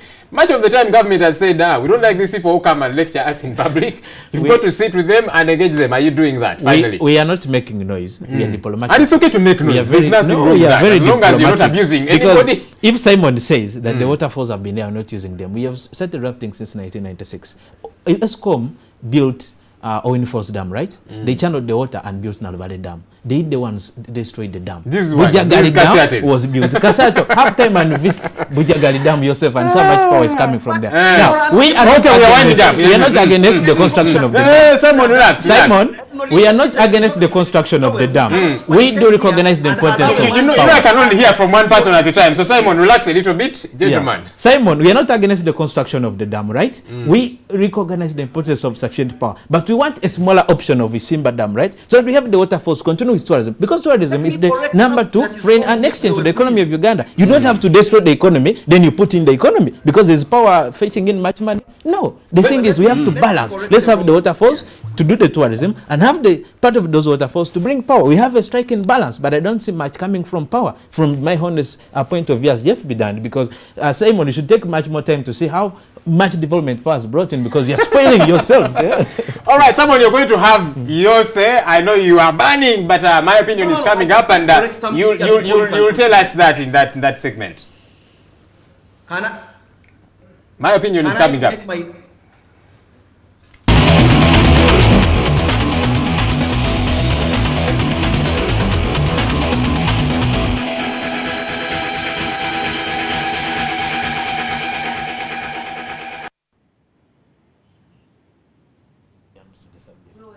All right, Simon, spit it out now with your opinion. I must correct an impression that was created by Kidandi there that ESCOM did divert the Owen Falls Dam to create the Kira Dam. Please note and be informed, and I don't like it when someone is... anyway, let me not go that direction. ESCOM is managing and operating 2 existent dams. By the time ESCOM came to Uganda 11 years ago, these dams were existent. We did not build Owen Falls, we did not build Chira, we did not divert. That one, take it. It is not us that diverted, it is your government, the government of Uganda, that did that using your own taxes and some borrowing from abroad. Now, coming down to the issue of development versus the conservation of nature. Indeed, I am pro-conservation, and in fact, one of the major tenets of ESCOM as a business strategy is conserving the environment and carrying out clean energy generation. We are out for conservation. However, if you suggest that there are newer technologies of generating electricity and maintaining dams, if indeed they have come in a new technology where you're able to make an omelette and still maintain a round egg, please share it with us. We are open to new technology and innovation. We will certainly take it up and give you better value for money. Where are you as Karuma Falls is about to be constructed? Why don't you suggest this new technology to the Chinese, for example? Would love to see that technology coming into place. You're the expert. I would think you should do that, but thanks a lot for your opinion there, Simon. Thank you very much, Simon. Karuma has taken on the new technology. It has been designed from 220 megas to 660, which is a very good development, you know. But I'm not here to discuss power issues. I'm here just to discuss tourism. And if I am saying we should have a smaller dam, and then we have tourism in place. And that's our I hope you'll keep pushing the fight. Look, this is what I think. I think our biggest challenge in this country is prioritization. Yeah, yes. We need to put our money where our mouth is. Tourism is raking in some bit. We could do a lot more if we push some more money therein. Of course, there's all these other sectors that are saying we need money. The health sector needs money. You know, the education sector needs money. Everybody does need money. But can we prioritize so that at the end of the day, we get value for this little money that we have? That is the big story for this morning. Morning at NTV continues shortly.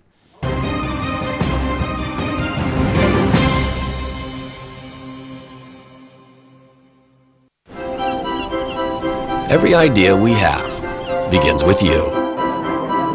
The way you connect. Good morning. How you browse. How you share. And how you interact with the world around you. Your relationship with your God is the most important thing. Have a company of people who have got a similar mindset. How do you want people to think, feel, and act after your talk? In other words, what's your objective? You inspire everything. Because in the end, innovation doesn't really matter unless it does something that really matters to you.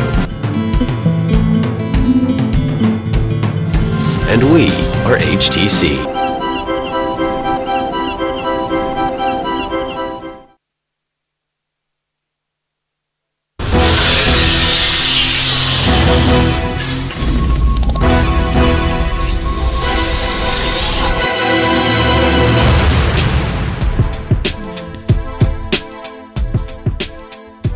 Follow the beat, follow the beat, follow the beat, follow the beat.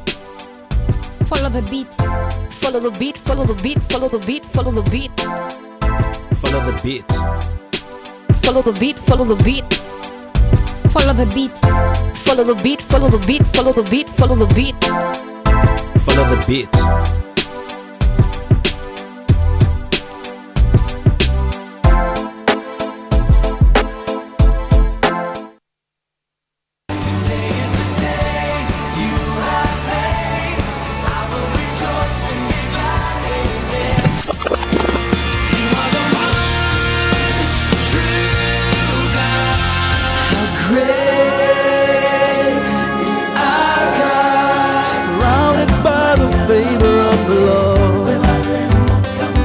and gentlemen, Jesus came to set you free and to be free indeed. In life, you don't wait. There are certain times where you wait for certain decisions, but when it comes to taking action and choices, you have to move. Jesus Christ found me, and he actually asked me a question, whether I wanted to live or to die. Every day of my life was struggling. It's just that God has given me this kind of hope. GXP every Sunday only on NTV, your official inspiration station. A wife who you got through the office will be very insecure about you working in another place. Always hunt up, don't hunt down. You mean what? Go after your superior? How dare you suggest that when a woman is aggressed against, we should look at the person who's been aggressed against? Let the couple be. Let them sort out their issues.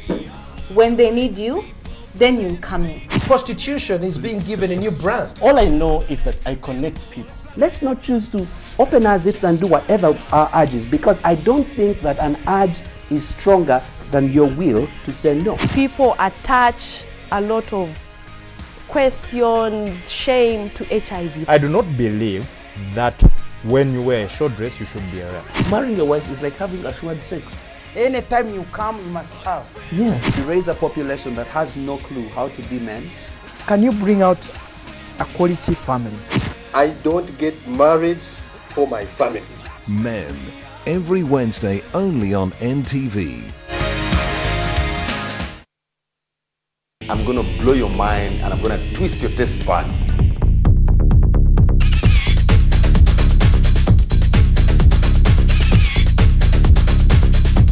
The flavors are already coming together. I can feel them. Very lovely, very appetizing, very healthy.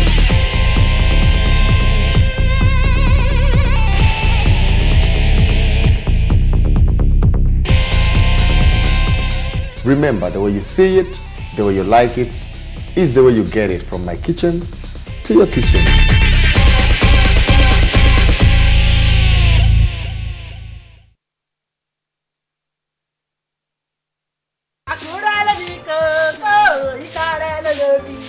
Oda, I no go stop to the singing. No problem. Keep singing. This singing will put you in trouble very soon. You won't believe it's the boy's father that inflicted such injury on him. Just because he stole 50 naira. 50 naira for that matter. That man should be arrested. Oh, how I wish I could just see that man and give him a piece of money. Abigail, I don't care if you're chatting with Barack Obama. When you're at work, you learn how to detach yourself from that phone else to get you into trouble. Whatever. I mean, you should be happy that a pilot is asking your friend out. My brother, I learned that 3 armed robbers tried to rob a man as he came out of the bank at the junction before the express. Don't try to be the hero. You won't kill me. Do you know how long I've been waking you up quietly and you refuse to wake? Now you can't interrupt someone. I like to pray with you, nurses, being the vessels that the Almighty God has been using to heal His people. Okay. Can someone please talk to me? What is going on? Who is she? See, I hate cheating in my life. I hate cheating and nothing will make me have 50 kobo to that money I already get you.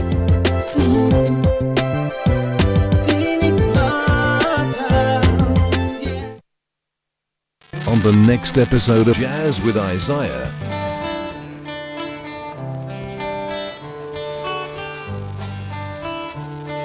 Like most people. So the people started calling me the cowboy because I was talking about, history of country music. It's so popular among cowboys. So I called them maybe Ugandan folk jazz or something. What then? What? Folk jazz? Ugandan folk jazz. Okay. UG folk jazz. It's my own.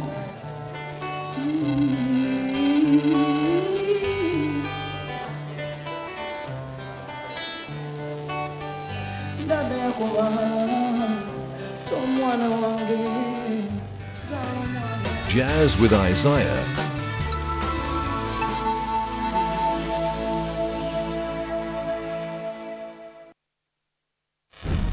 People, 50 days, one task. An incredible journey of 10,000 kilometers to deliver a taste of home to Humphrey Kayange in London. A journey you can be part of. We're looking for 25 people to say Twende Kazi and join the Tusker 25 on this mission. Join me. Join me. Join me. Join me. Join me. Join us and be a part of Africa's most epic TV show. Twende Kazi.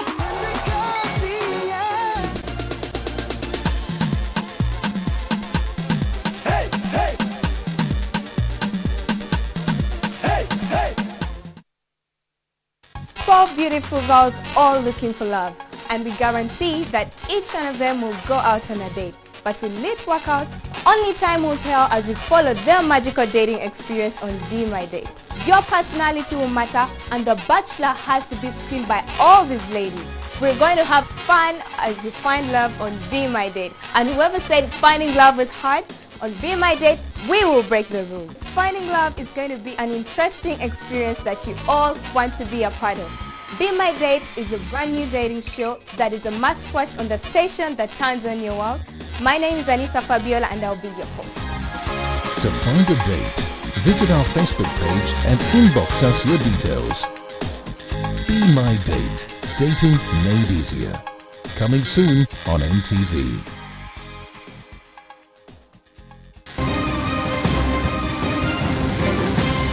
You're watching Morning at NTV with Simon Kasiate, Mabel Kebirunji and Brian Molondo. You're still watching Morning at NTV this Friday, and we do hope it is a happy Friday to you.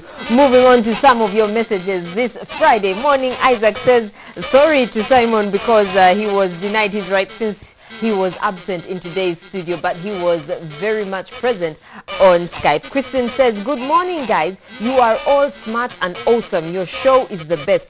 NTV rocks. And Johnson Kansime says, Chambogo University, there we come. Make sure your shorts are tight. Otherwise, you may also go there in DJ way. Gulu University, oh yeah, NTV, you're the best. I like the show.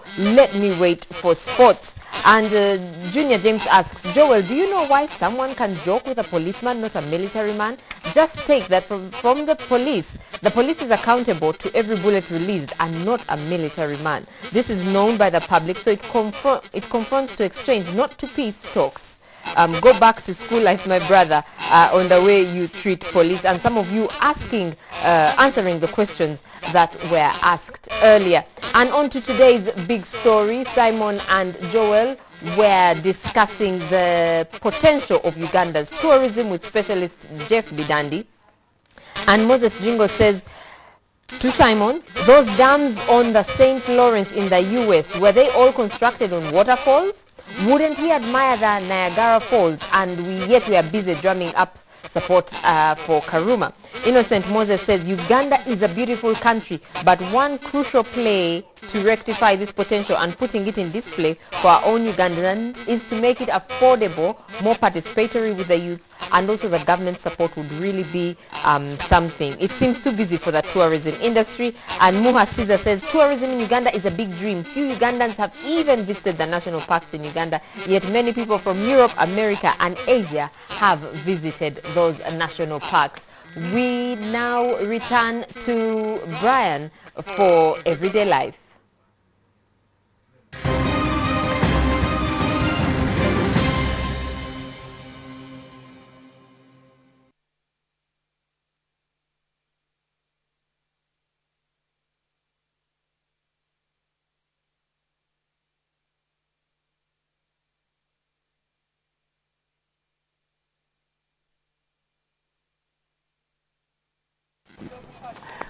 After 8, thank you so much for staying with us. We're still at the rooftop of the Kampala Serena Hotel from the studio. Press Reviews, big story. And now moving on to Everyday Life. Today, have you ever designed something in 2 minutes? In a couple of minutes, you'll be finding out. But a success story for NTV this whole week. Solomon Selwanja scooping the National News Reporting Broadcast Award at the SPME Awards, and what a joy it was for us here at the station.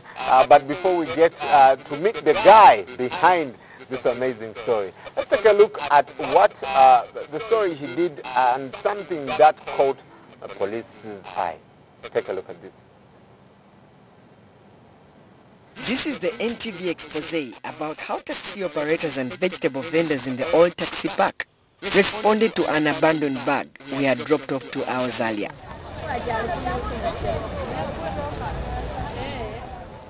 This morning, police stormed the Kwalisale bus terminal for a spot check on security vigilance of the bus operators, especially at peak time when passengers flock into the park with luggage. Police have now set guidelines that the bus park management should follow to tighten security at the transport hub, including tightening the noose at the park's entrance and exit. I'm going to meet the owner of this place. We are suggesting to them to put a gate which will only be open to a bus which is moving out, but not to passengers. Passengers are going to be using a smaller. Part of the security operations included offloading all buses, including passengers who had earlier boarded, to conduct police checks using police dogs.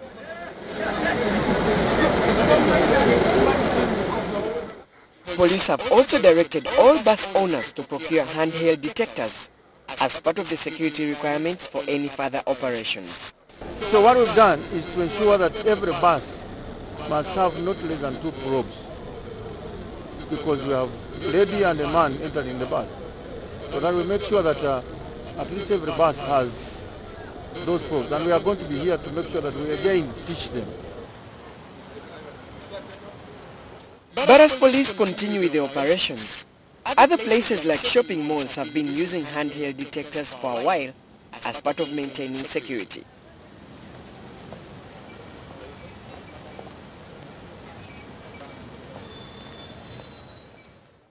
However, one wonders how far the security gadgets and those that man them can go in beefing up security. It would be good, but the problem is the people who are checking, to me I think they don't know what they are looking for. But you saw what they did. They just, touching me, and they don't know what is inside me or what is, because if you touch here, you feel something and you say, okay, you go. You don't tell me what is that. If you have gone through this experience, you would not miss to hear the beeping noise, which makes one wonder how the security guards differentiate between a watch and a bomb. When a detector fly, you have a detector inside is a vibration is in, then we can know that someone has something like a bomb or other metal. Then we can check by hand. Solomon Sewanja, NTV. A fine piece of journalism there that caught the attention of our police and ultimately made Solomon Sewanja a winner. Solomon joining us this morning. Good morning. Good morning. How are you? I'm cool. I'm fine. It's nice to see you dressed down. I usually see you in the suits. Absolutely, but it's a Friday, so really I'm excited about being here on the show. So you'll be doing your stories today like that? Yeah, I think I look amazing. Solomon, this story caused a stir in the security corridor. How did you even think of this story? I tell you what, first, I think right before we go into how I really thought about the story, probably I will give you my experience yesterday, the other day when we were winning the award. Yeah. It was, I think, the best in journalism was awarded, but every other time when they were announcing the winners in the different categories, my heart kept pounding more. I was there with Maurice Mugisha, my producer, and my manager there, and I was telling him, boss, I'm just a little bit worried and scared. Who are you up against? I was up against a team of five journalists from Uganda Radio Network who did. And those are fine journalists. Fine journalists. 5 journalists from the Uganda Network doing a piece that really was competing with mine, and of course the print guys. But all in all, I want to tell you something. I think these awards were really credible. The panel of judges was really credible guys there, and it was competitive. I tell you what, they mixed the broadcast and print. So all that to come up with one winner. I mean, it really was tight. And one of our very own, Florence Nolimba, also was one of the people who was nominated, and she was mentioned for the exceptional work she did. But I was scared, to be honest with you, before they announced that was the winner. But when they announced, I really felt, God, it's a moment like this, everyone keep dreaming about. Yes. But apparently about that story was at the peak of terrorism and what had happened in Kenya and all that, police embarked on a massive campaign where they were really telling the people, the local people, to really be vigilant and to look out for all those abandoned luggage and people like suspicious things. You know. And so we were like, okay, how about testing this? How about testing the vigilance of people and check out if people really can look out for the abandoned luggage. And so it was a concept developed in the newsroom. I remember that afternoon I want to say something, Mr. Malondo, that the cameraman really made this star shine, and that's Godfrey Badebe. I want to say Godfrey Badebe, wherever you are, this award also belongs to you. Right. Because we had to station the camera on one of the tallest buildings around the park. And so we kept on phone and we took this bag downtown like you just saw the story. And we monitored it for 2 hours, and we wanted to see how we were pretending to buy tomatoes and onions. Absolutely. I think there's a good budget for all that. We actually spent about 15,000, but I'll tell you this, it was very difficult for me to leave the bag there. So I had to pretend like I'm buying something, like I'm buying tomatoes, like I'm buying onions, oranges, and eventually I left the bag and we started monitoring it. And one of the captivating moments about that is the guys wanted to steal the bag. And my cameraman was saying, Solo, take a closer look, there's someone who wants to steal the bag. Because you see, we had to put on all the lapels. We had about 2 lapels to capture all the natural sound. And what people were really saying about that. But it was such an incredible piece of work, and we monitored this. And eventually there's this lady who came, some lady who said, look, this bag has been abandoned, and can we take it to the police? And so you can imagine, and she asked one of the children, that sell these vegetables in the old park, and told them, can you help me carry this bag to the police? Not her carrying, but she's asking someone else to carry the bag. Absolutely. And he said, I'll pay you 3,000. And the kid said no. And she's like, I'll pay you 5,000 and I take the bag. So yes, she did pay, and the little boy carried the bag. He doesn't know what is in that bag. And I remember following them just to get all the natural sound and what was really going on. And so they got the bag and took it to the police unit. And so you can imagine why I'm saying that my cameraman really Godfrey did a good job. He had to run from way up there and follow capture the images. And capture the images. It's amazing that it took people 2 hours to understand that. Even realize there's a bag there. Yes, they were looking at it. Do you think that, one, police has done enough work to sensitize people, or we're taking just everything for granted? Or the media has had, we should blame ourselves for not telling people to be suspicious of anything like that? Well, I think at that time, police was really on a massive campaign. I remember they had covered and combed the entire bus. You remember the bus coming? Yes. I think we call it bus Gabagan. Yes. You've been there, Brian Malondo. And I remember they had set up, they were in a massive campaign. They went to Chikubo, they went to all those crowded places.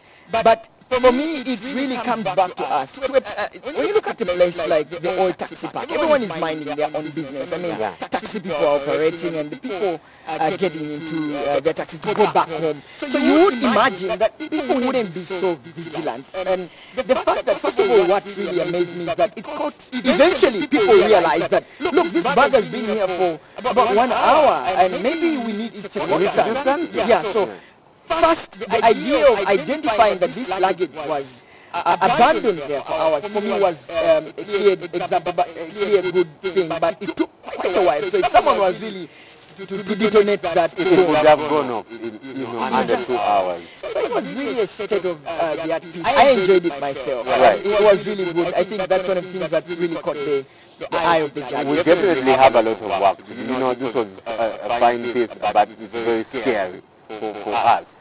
What does this award mean for you, Solomon?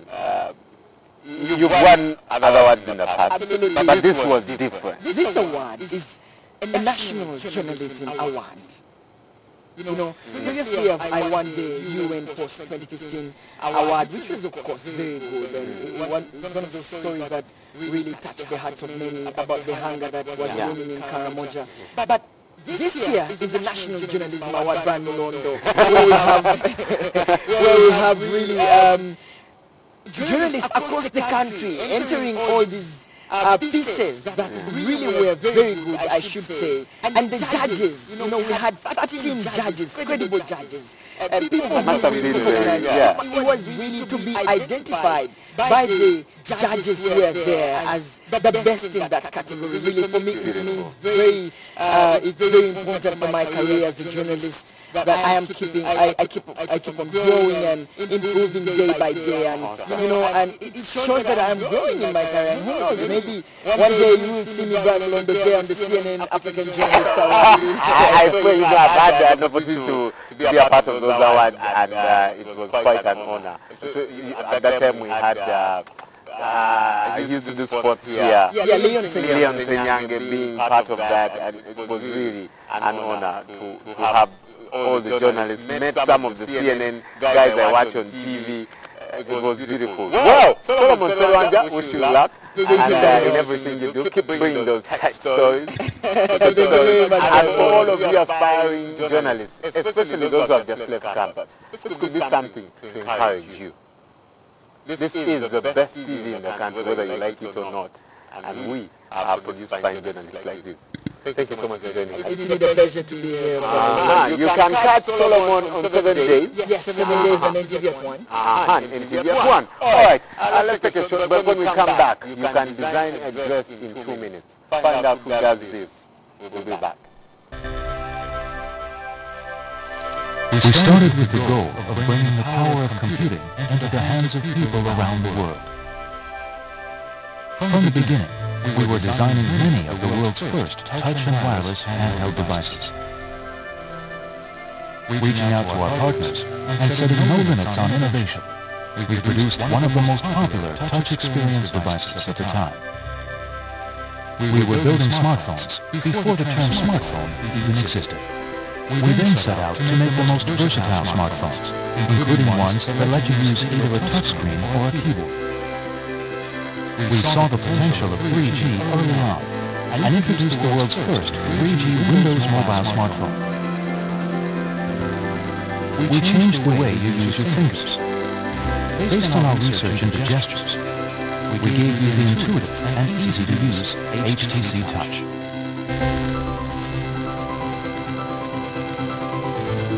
We then announced a new way for you to experience the internet with the world's first Google Android smartphone. To give you the most personal experience, we introduced HTC Sense, a user experience that fundamentally changes the way you use your phone by making things work the way you expect them to. We once more revolutionized the industry by launching the world's first 4G Android smartphone. We integrated Beats audio into our phones to deliver the most authentic sound experience, enabling people to finally feel the music the way the artist intended. We created a one-of-a-kind phone with an amazing camera that outperforms most point-and-shoot varieties.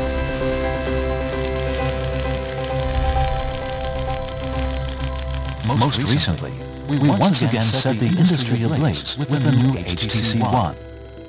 Critics have hailed the new One with its full metal body design, a live home screen, photos that come to life, and dual frontal speakers as the best Android phone of the year. Curiosity and ingenuity have defined our history, and we're recognized by the industry as one of the world's most innovative brands.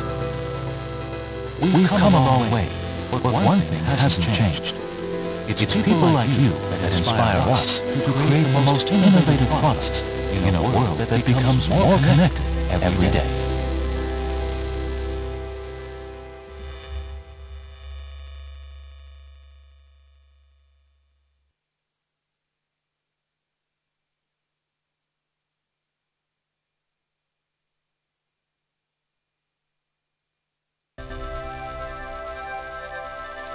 We started with the goal of bringing the power of computing into the hands of people around the world.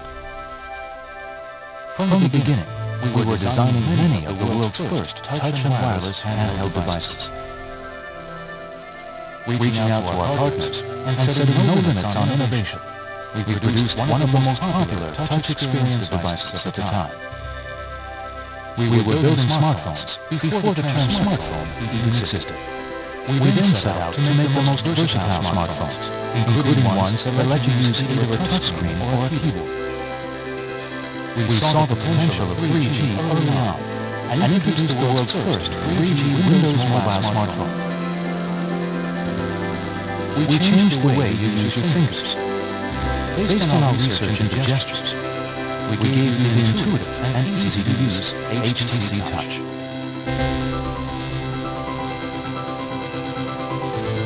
We then announced a new way for you to experience the internet with the world's first Google Android smartphone. To give you the most personal experience, we introduced HTC Sense, a user experience that fundamentally changes the way you use your phone by making things work the way you expect them to.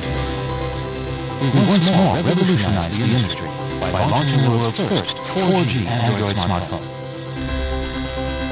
We integrated Beats Audio into our phones to deliver the most authentic sound experience, enabling people to finally feel the music the way the artist intended. We created a one-of-a-kind phone with an amazing camera that outperforms most point-and-shoot varieties.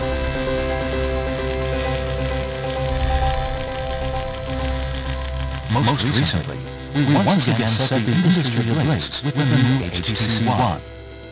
Critics have hailed the new One with its full metal body design, a live home screen, photos that come to life, and dual frontal speakers as the best Android phone of the year.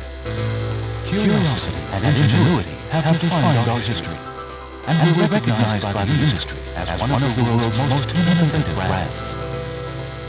We've come a long way, but one thing hasn't changed. It's people like you that inspire us to create the most innovative products in a world that becomes more connected every day.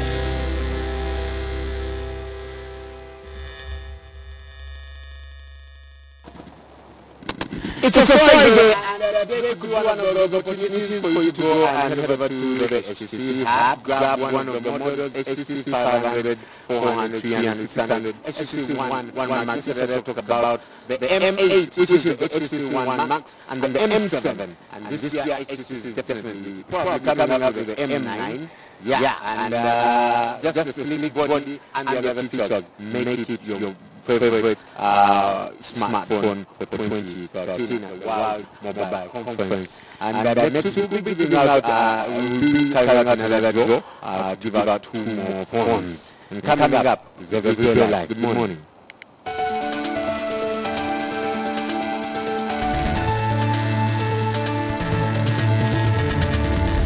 Everyday Life is brought to you by HTC. Designing is something that was traditionally looked at as a lazy job, but there are men that have surpassed this, and today we are going to feature a guy that does this for a living, but can also do it in exactly 2 minutes. I was blown away. Good morning, Latif. Good morning. How are you? First of all, man, you look like an artist, a musician. Do you sing? I am.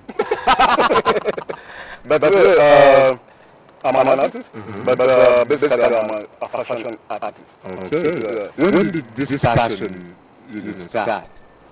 I would say it's a gift, because as far as I can recall, I've been doing this all my life. As far as I can recall. So I do it like at TBD, doing the craft work, when people go for Kwetena, I'm still doing some craft work. That's why I was way back at home, when I was learning, every early morning I put up my face,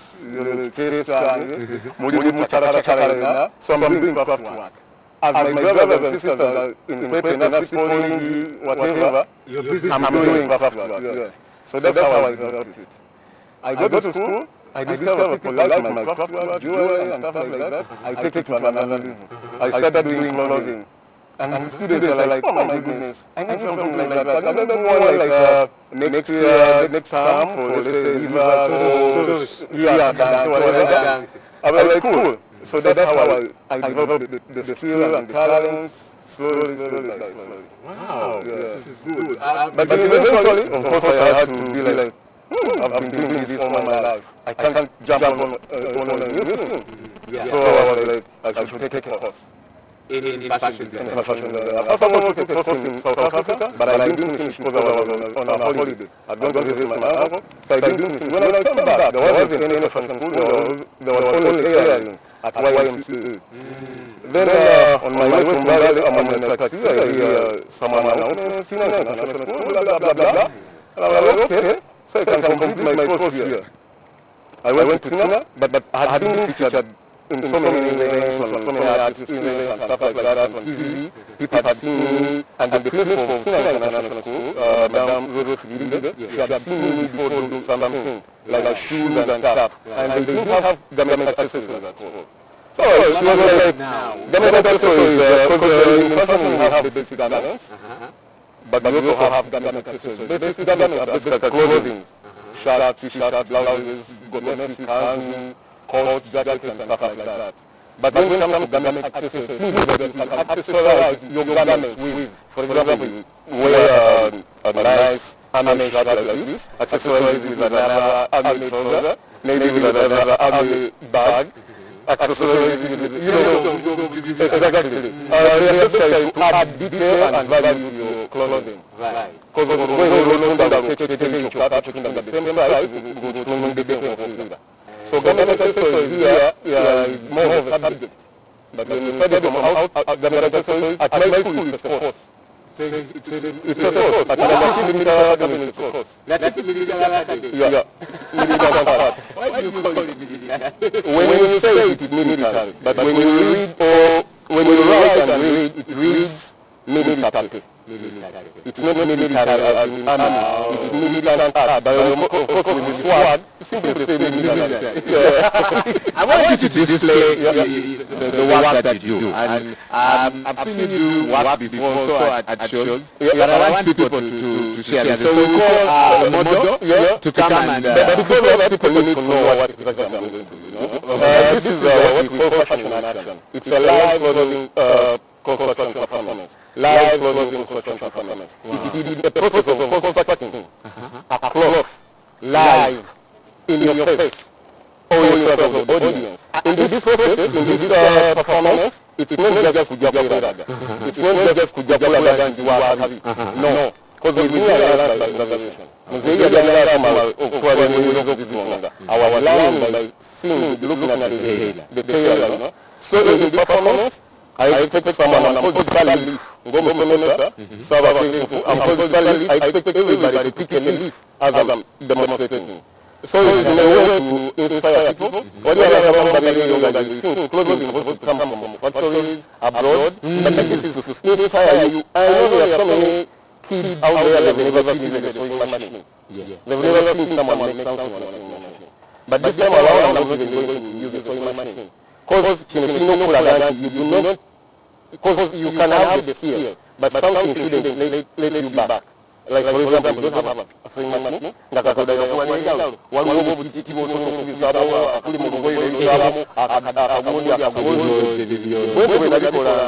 maybe this time I'm going to simplify it, make it nice, I'm going to use a hand needle, I'm going to inspire people, create awareness that things are supposed to be done, I'm going to amaze you, I know you'll be anxious to see what's up.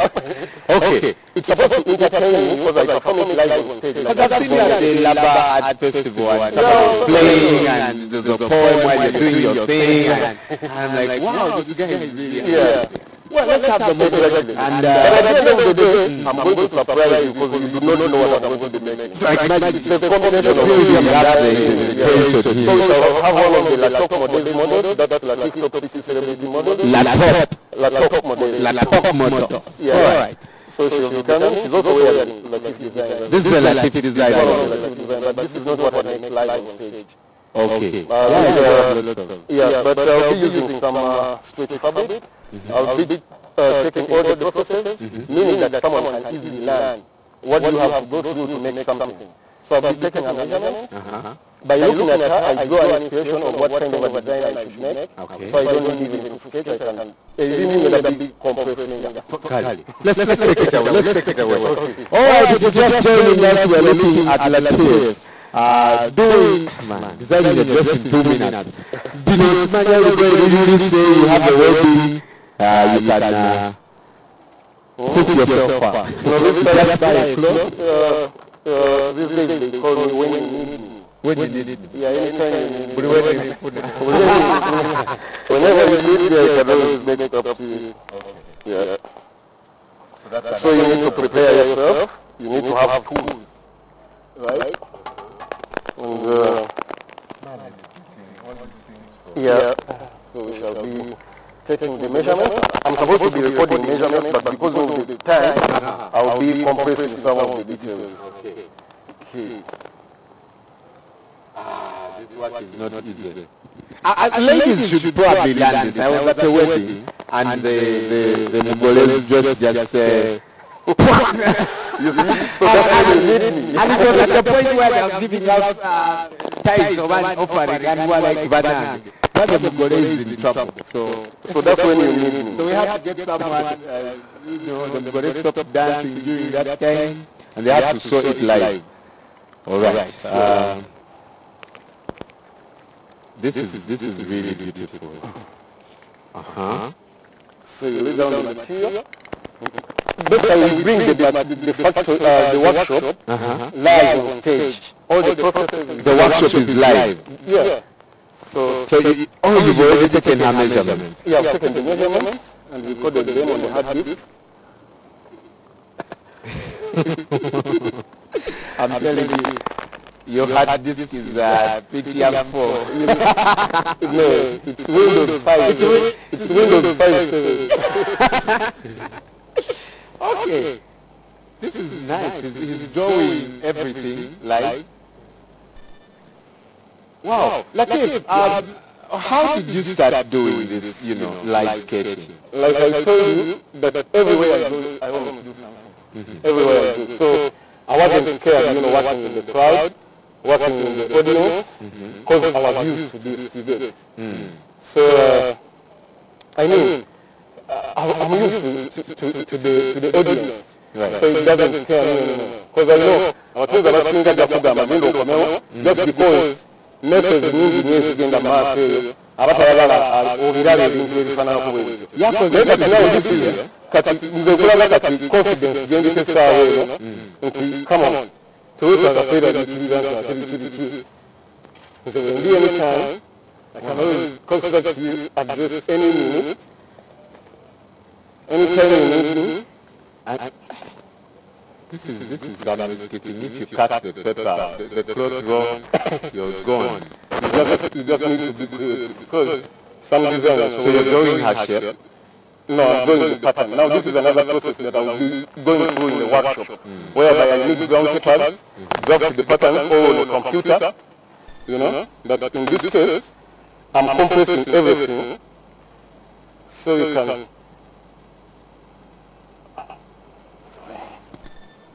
Okay.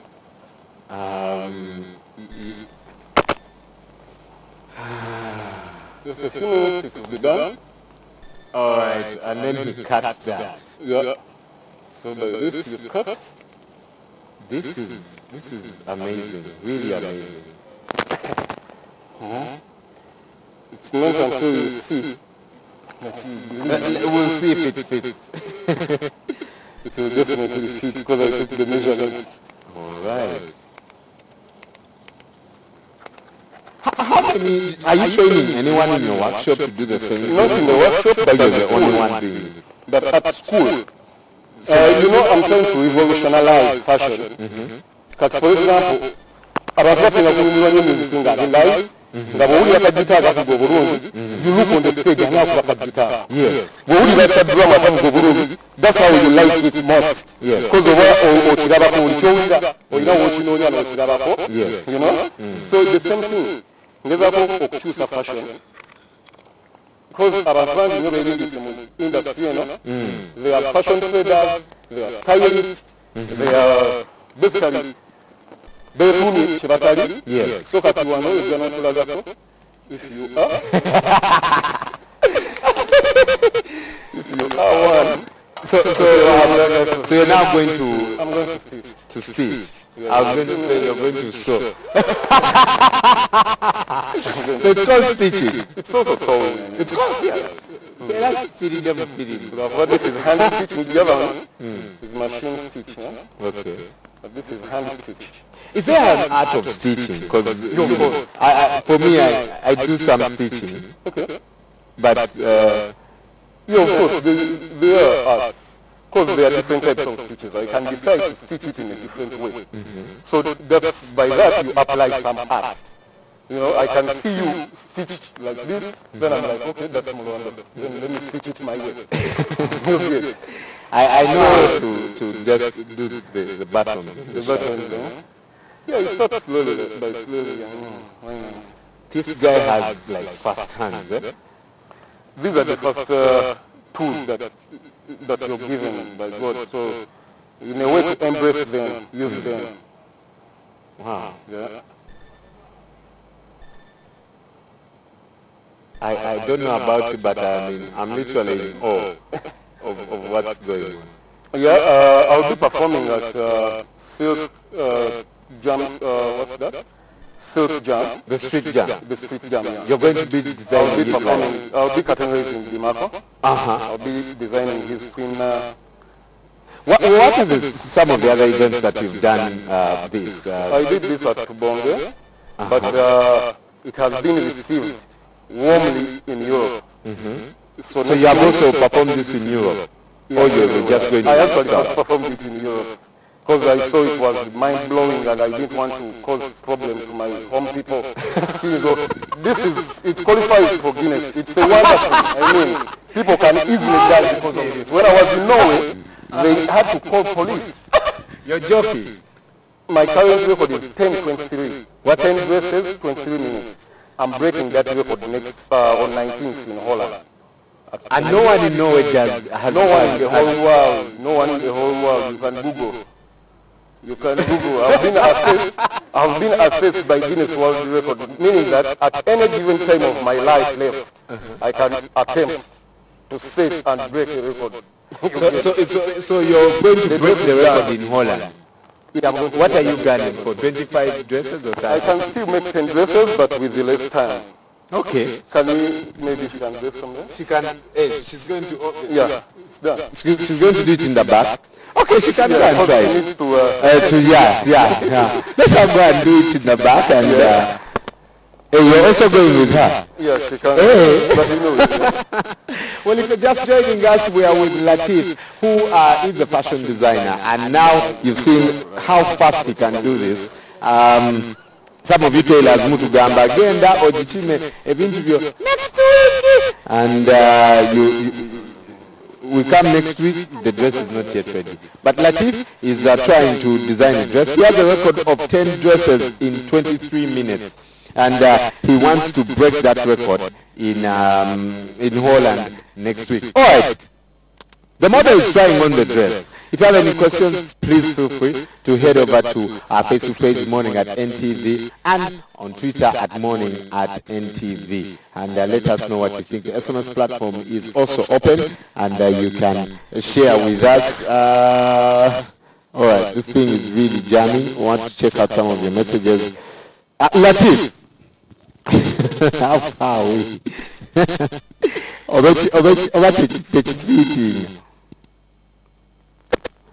Check at fitting. Katulabe. Katulabe. Alright, let me have my phone and I'll check out some of those Twitter messages and some of you what you've said. Alright. Just 1 second here. Just awesome men of Uganda, big up to Latif for the work that he does. Latif, we have a question here. Maybe you come out. We have a question here.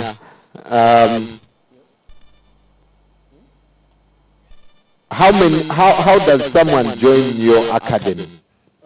Someone to join my academy, first of all, you need to have the qualification. What qualification? It's not getting 4 at P7, it's not getting distinctions at O level or HSC. Do I need to come to your academy when I have studied something before? Something different, yeah. People come to study after Makerere. It's called PIGWA. It's Postgraduate University of Africa. Because most of the students that have graduated, they have graduated before in different universities, taken social sciences and stuff like that. But their interest is in fashion. This is what I'm talking about. Wasting all that time doing something, then you start a new profile. Yes, yes. But as we say, fashion is education. So you can start studying fashion okuva mu nursery. Because I mean, omuntu ajja kubuuza gwe wasoma ki, you definitely say nasoma fashion. I mean, fashion is education. So to come to my school, you basically need to have all the qualities. You have the interest. That's one thing. Because by having the interest, you can easily think towards fashion. Right. But what you know, therefore it kills the creativity. So basically, the initial qualification is interest. Right. Yep. Well, the model is getting ready, and she's ready. She's ready. Yeah, she's ready. Are you ready? All right, you can come out and we'll see. No. No. Wow. Are you joking? No, we are not joking here.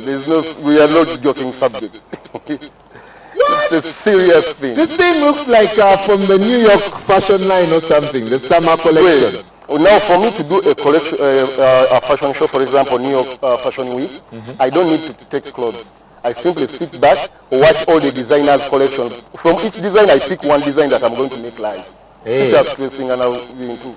At Clip 4 to say, Latif is bad news. I have seen him on several occasions, and every time I'm blown away. Banango no modo ngamuzivu. Yeah. That's a nice joke. How much would that cost? This is basic now. It would cost you something like 150. Like I'm saying, it's basic.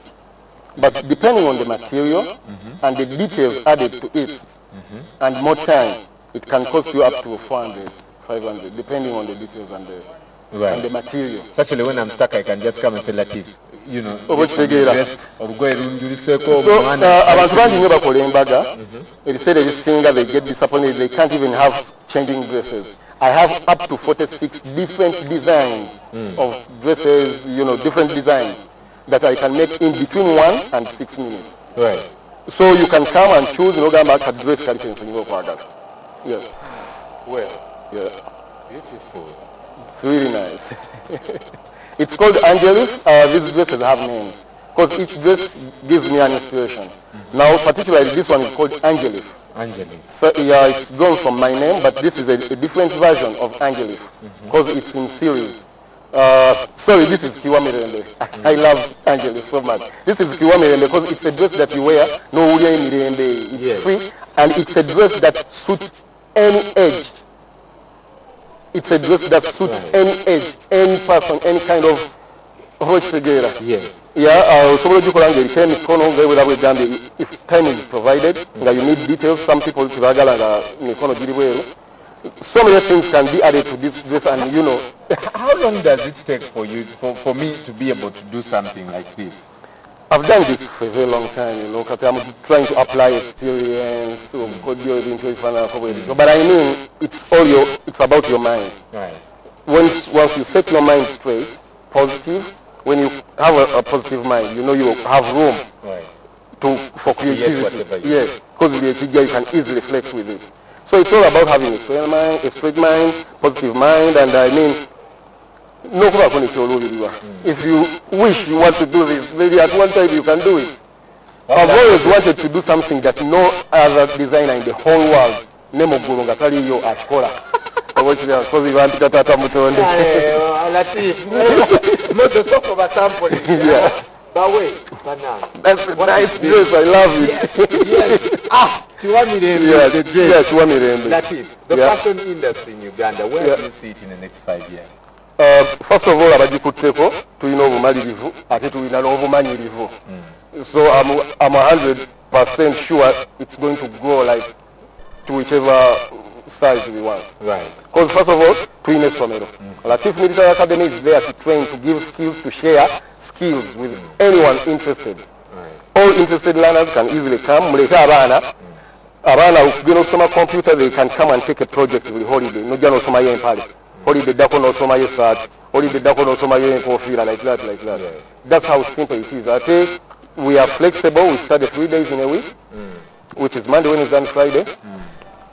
Basically, it's a talent school. Between a lot of talent, there's room for creativity. There's environment very nice for creativity. I mean, simply just come to school. Right. Yeah. That is. Yeah. Thank you so much for joining us this morning. Chiwa Mirembe, yes. When it's nicely set up. You can invite me 50 times here, and every time I've come, I've made a difference. It's pretty design. Well, Isma is standing by with the sports update. Good morning, Isma.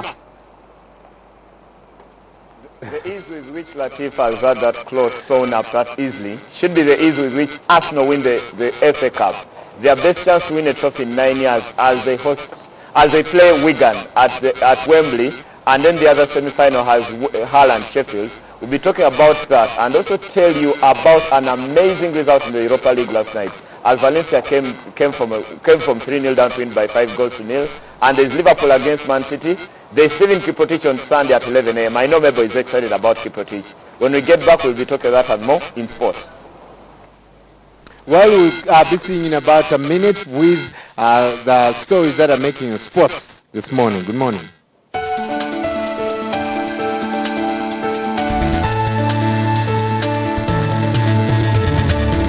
Everyday Life was brought to you by... And we are HTC.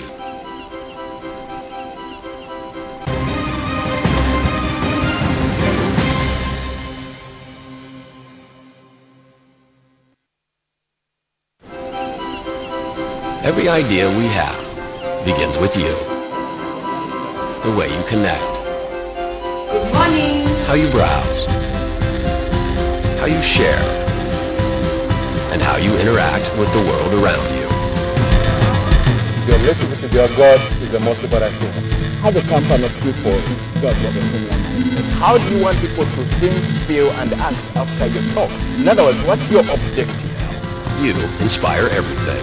Because in the end, innovation doesn't really matter unless it does something that really matters to you. And we are HTC.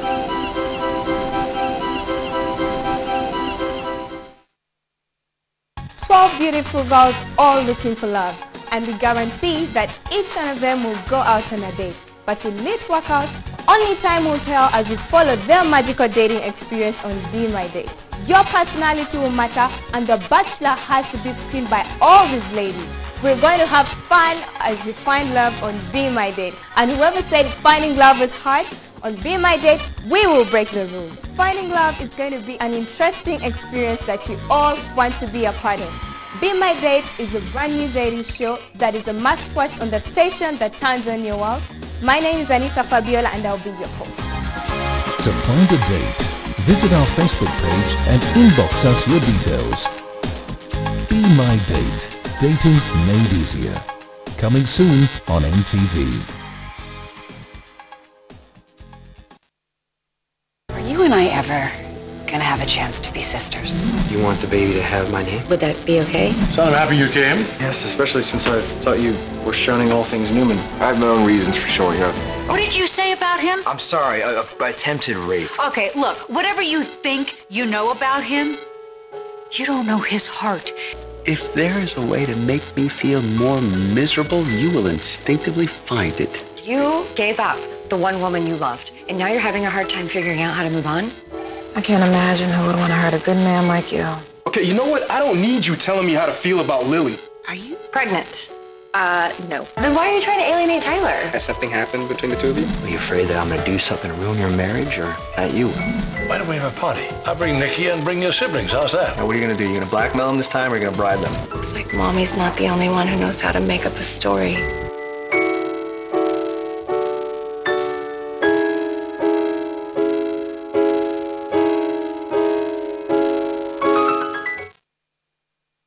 On the next episode of Okay, tubaniza natemo kona ne NTV basebo ne banyabo kusawa nyani kitundu na ku Lukutano miles wa mitine gatako kuluno gatukusunsulira obolyawo abayimbi abasinga obugagga mu Uganda wetwogere tule ebintu bingi naguze eryato naguze ettaka naguze nazimbi kalina naye ddala ani afunye sente ngayita mu kuyimba era sente mekatukoledde abayimbi batano abasinga obugagga na sente zonna bazije mu muzika ya kuyimba mugeri yemu bana fa Ebony abadde bamanyiddwa okuba nti batera nnyo okubanga bayizanya emizannyo bakuleetedde kino bakuleetedde kiri this time around twagala tulabe Ebony tevudde mu kuzanya wabula eyingidde mu nsika y'okuyimba nga nabo bazze okuvuganya n'abayimbi abaliwo ababandi abalala olowooza banakikola oba tebakikola twegatteko ku Friday saa 4 n'ekitundu your boy Miles Wamiti.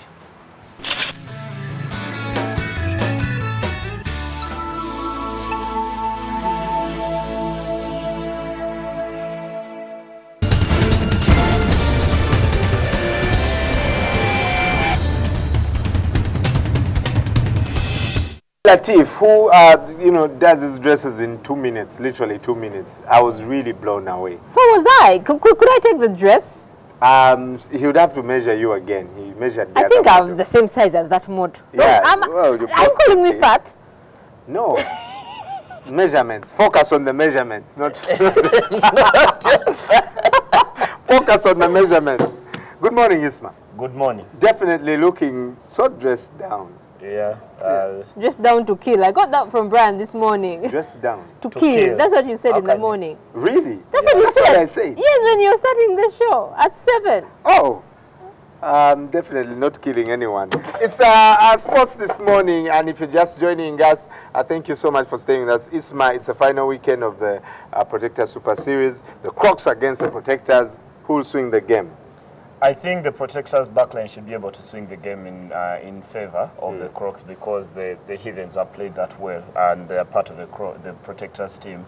While the Crocs, for everything they've done, one of the things I don't think they'll do well, having a new coach, especially Alan Musoke, is coaching at this level for the very first time in comparison to Robert Seguya, has coached under 19, coached Hannah, been an assistant and coaches the Buffaloes. It's got to be something of an advantage for the Protectors. But Brian, I would also say it's a busy weekend in rugby. Before we get to the final tomorrow, there's the third place playoff between the Magicians and Fimbo this evening at Chandondo. And then before we get to the final tomorrow, again, there's a schools final between Hannah and Kololese. It's not Namiliango, it's not Smack. The usual schools that get there because Hannah and Kolola in this one. And then the Lady Cranes tour in Machakos at the same time playing in the Africa Cup Sevens, where they play Namibia, Zimbabwe, and Tunisia tomorrow. In the two-day tournament there, if they could get to the semi-final on Sunday. So it's a very busy weekend. Probably Crocs and Protectors should only be part of the things you could put on the buffet, because it's going to be quite interesting. I'd love to be in Machakos. I'd love to be in Chadondo. I'd love to be in Chadondo today and tomorrow from 2:30, and then also have part of it in Machakos. But luckily for me, Joel Kamadu will be in Machakos, so I'll be as good as there because I'm relaying this to my ear throughout the day. And then I could also be at Chadondo to watch this, and hopefully the best team wins. I think the Protectors will win. We should be able to broadcast actually Crocs and Protectors. You know that NTV sank $1 billion in this, and we'll be broadcasting these games. We'll tell you, I'll be updating you as and when it happens, but you can also catch the rugby show Rock and Roll. 12:30 p.m. Saturday. All right. Stephen Kiprotich is in UK for the Virgin London Marathon this weekend. He's the only Ugandan. And he, in a recent interview, he was saying he's happy to be there with his mentor, Haile Gebrselassie. Yes. So, anyway, what are his chances, really? They should be slim, but that's what you could solve. That's what you could solve, Kiprotich. And like you said, Haile Gebrselassie, the biggest icon in long distance running. I remember the first time I ever saw a video of Haile Gebrselassie running was back in 1995 at the World Athletics Championships in Stuttgart. And he was 4th place with pain in his knee, and he came from behind and won the gold at the time in the 10,000 meter final. So for so many of the sportsmen, for the long distance athletes in the world, Gebrselassie is the icon, and he will be the pace setter tomorrow. He's going to run the first 18 miles of the 26 just to give the people the pace. And you know what? How old he is? He's 40. And I don't think he's even thinking of winning this. No, he can't win because he's only going to set the pace and drag everyone, give them the tempo. Why can't he take part? Is it like he opted to be a pace setter in this one. I think he'll run in Berlin later this year. Right. But for Kiprotich, I think it's the toughest field you'll ever face in marathon. We talked about most of them earlier this week. Wilson Kipsang, the world record holder, Emmanuel Mutai, Geoffrey Mutai, and Mo Farah making his marathon debut on his home turf, even if he's Somalis as English as they come. So it should be an interesting one at 11 a.m. on Sunday, and I think this is on SuperSport 5. But Kiprotich has not gone into an event and everyone given him a chance. Even when he won the gold for the Olympics back in 2012, no one thought Kiprotich was going to go there and do it. But never rule out this man. He came 6th last year as Segai Kebede won, the Ethiopian, who is also going to be the favorite for me to defend his title. And was only 6th in London, Kiprotich. But I think he could improve. But I'm seeing a very, very, very fast rate because of the quality of the field. And if Kiprotich goes within the quality, who knows what could happen? No one knew in London, no one in Moscow. Let's pray for him. Yeah. On to boxing. Manny Pacquiao fighting Timothy Bradley. Will this be different from the first time they fought? The most annoying thing about the first fight is that at the end of the fight, no one was discussing how good Pacquiao or bad he was and how good Timothy Bradley was because he won that one. Yeah. Because clearly for everyone who watched on television, and I'm one of those, back in 2012 in June, Pacquiao won the fight hands down, but the judges came out with a different verdict and gave it to Timothy Bradley. Yeah. So when they fight again on Sunday at 5 a.m., probably you don't want it to end in the fashion that the other one ended, where the choice of who won was only dependent on which side you were. I have a feeling that for this one time, Pacquiao will go in as an underdog. He's a lot slower than he was 2 years ago. He was beaten badly by Manuel Marquez. He's 35. Timothy Bradley is 30, and he's unbeaten in his 31 fights. So Manny Pacquiao is not the dominant boxer he was in the days when he beat Ricky Hatton and he beat Oscar De La Hoya, when it was the bomb, when it was the thing that everyone wanted to say fight Floyd Mayweather. He's doesn't have that dominance. That aura is gone. So I have a feeling that this is going to be much tougher for Manny Pacquiao. But he comes out swinging hard, and Timothy Bradley doesn't have his guard up. Probably Pacquiao could again win, and I don't think he'll be fighting for much longer. He's into the parliament in Philippines, so all those things that come with politics are taking away his time for boxing. Right. You know, we can't go away without saying something about us. Yeah, they're playing Wigan this weekend, the FA Cup semi-final. I hope we Wenger. Okay, we are playing. I hope Wenger puts his bestest team. Yeah. Really, I mean, can we afford to lose this? Silverware at the end of the day is what matters. Now you see, 9 years without anything. Even if it's Carling Cup, even if it's anything. I can't say more. I can't say more. But going to be a very tough game at Wembley. Wigan are the champions. They won this last year, so but they're like they're in the championship. Exactly. But that's what FA Cup football is about. And Arsenal, while they're away on the other side, probably Liverpool will be winning 10 in a row in the league. So. But I can't say more. I can see the desperation between the two of you. Saba government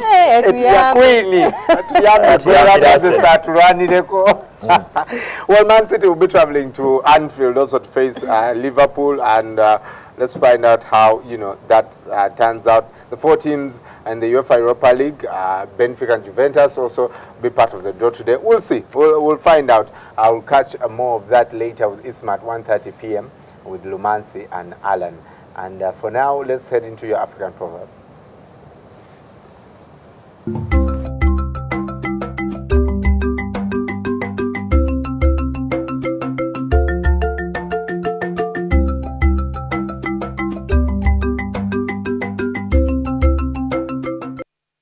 Yoruba. Sorry, this seems to come from Yoruba. However hot your temper, it can't boil yams. I can imagine a Nigerian saying that. Nigerian. However hot your temper is, it cannot cook. Angola would just say, don't tamper with the hot temper. Golden Stepper can cook those yams, me, I'm telling you. But I think it's good to always control your temper. I think I'm sometimes the kind of person who can get so incensed about something. Right. You know, livid is the word. Yeah. And then after a while you come down and you realize, hey, the world hasn't ended. Yes. Yeah. So it's always good to be calm, cool and collected. And I barely give a reaction on so many things. I have so much bottled up inside me, you wouldn't even know. So much. One day you may commit suicide. No, there's no chance of that happening. Some of us express too much. It's so wrong in Islam to even think about committing suicide. Probably in other religions. Yeah. It's the worst thing you can do to beat your body up. Not only beat you up, you probably don't deserve to be buried. But I think it's one thing. Managing your temper is one good thing. I remember recently someone confronted me about something, and by the time they were done, I could have punched them, but I just walked away. Then I realized, okay, I can't manage being angry at anyone. The extreme thing that people will do is take some anger management classes to, you know, a lady once told me, you know what, I always use this word, biesonyiwe. Especially if you cannot control something. I attended a graduation party recently where the head teacher, I think she was from Lowell Girls School on Masaka Road, and she said, in life, if you have only 3 things you'll get through life. You say please, you say sorry, you say thank you. With those 3 words, everything else in life is sorted. So on that note, please allow us to leave. We are sorry we cannot be here, but thank you for watching us. Please, sorry and thank you. Have a fantastic weekend. Don't drink and drive. Kaunye mwe correcting us sente. Itwala abiri, you know, per driver. Don't be part of the statistics. We'll see you on Monday. Bye-bye.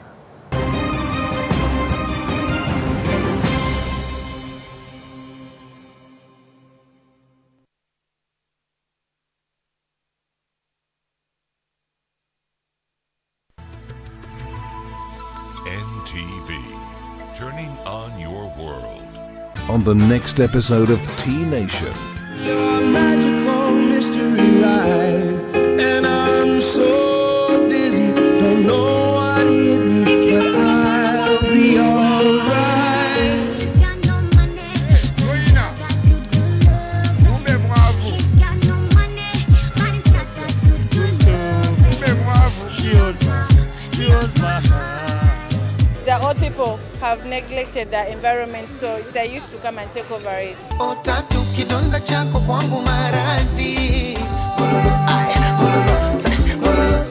Don't forget to catch the show this Saturday at 11 a.m. only on NTV. T-Nation.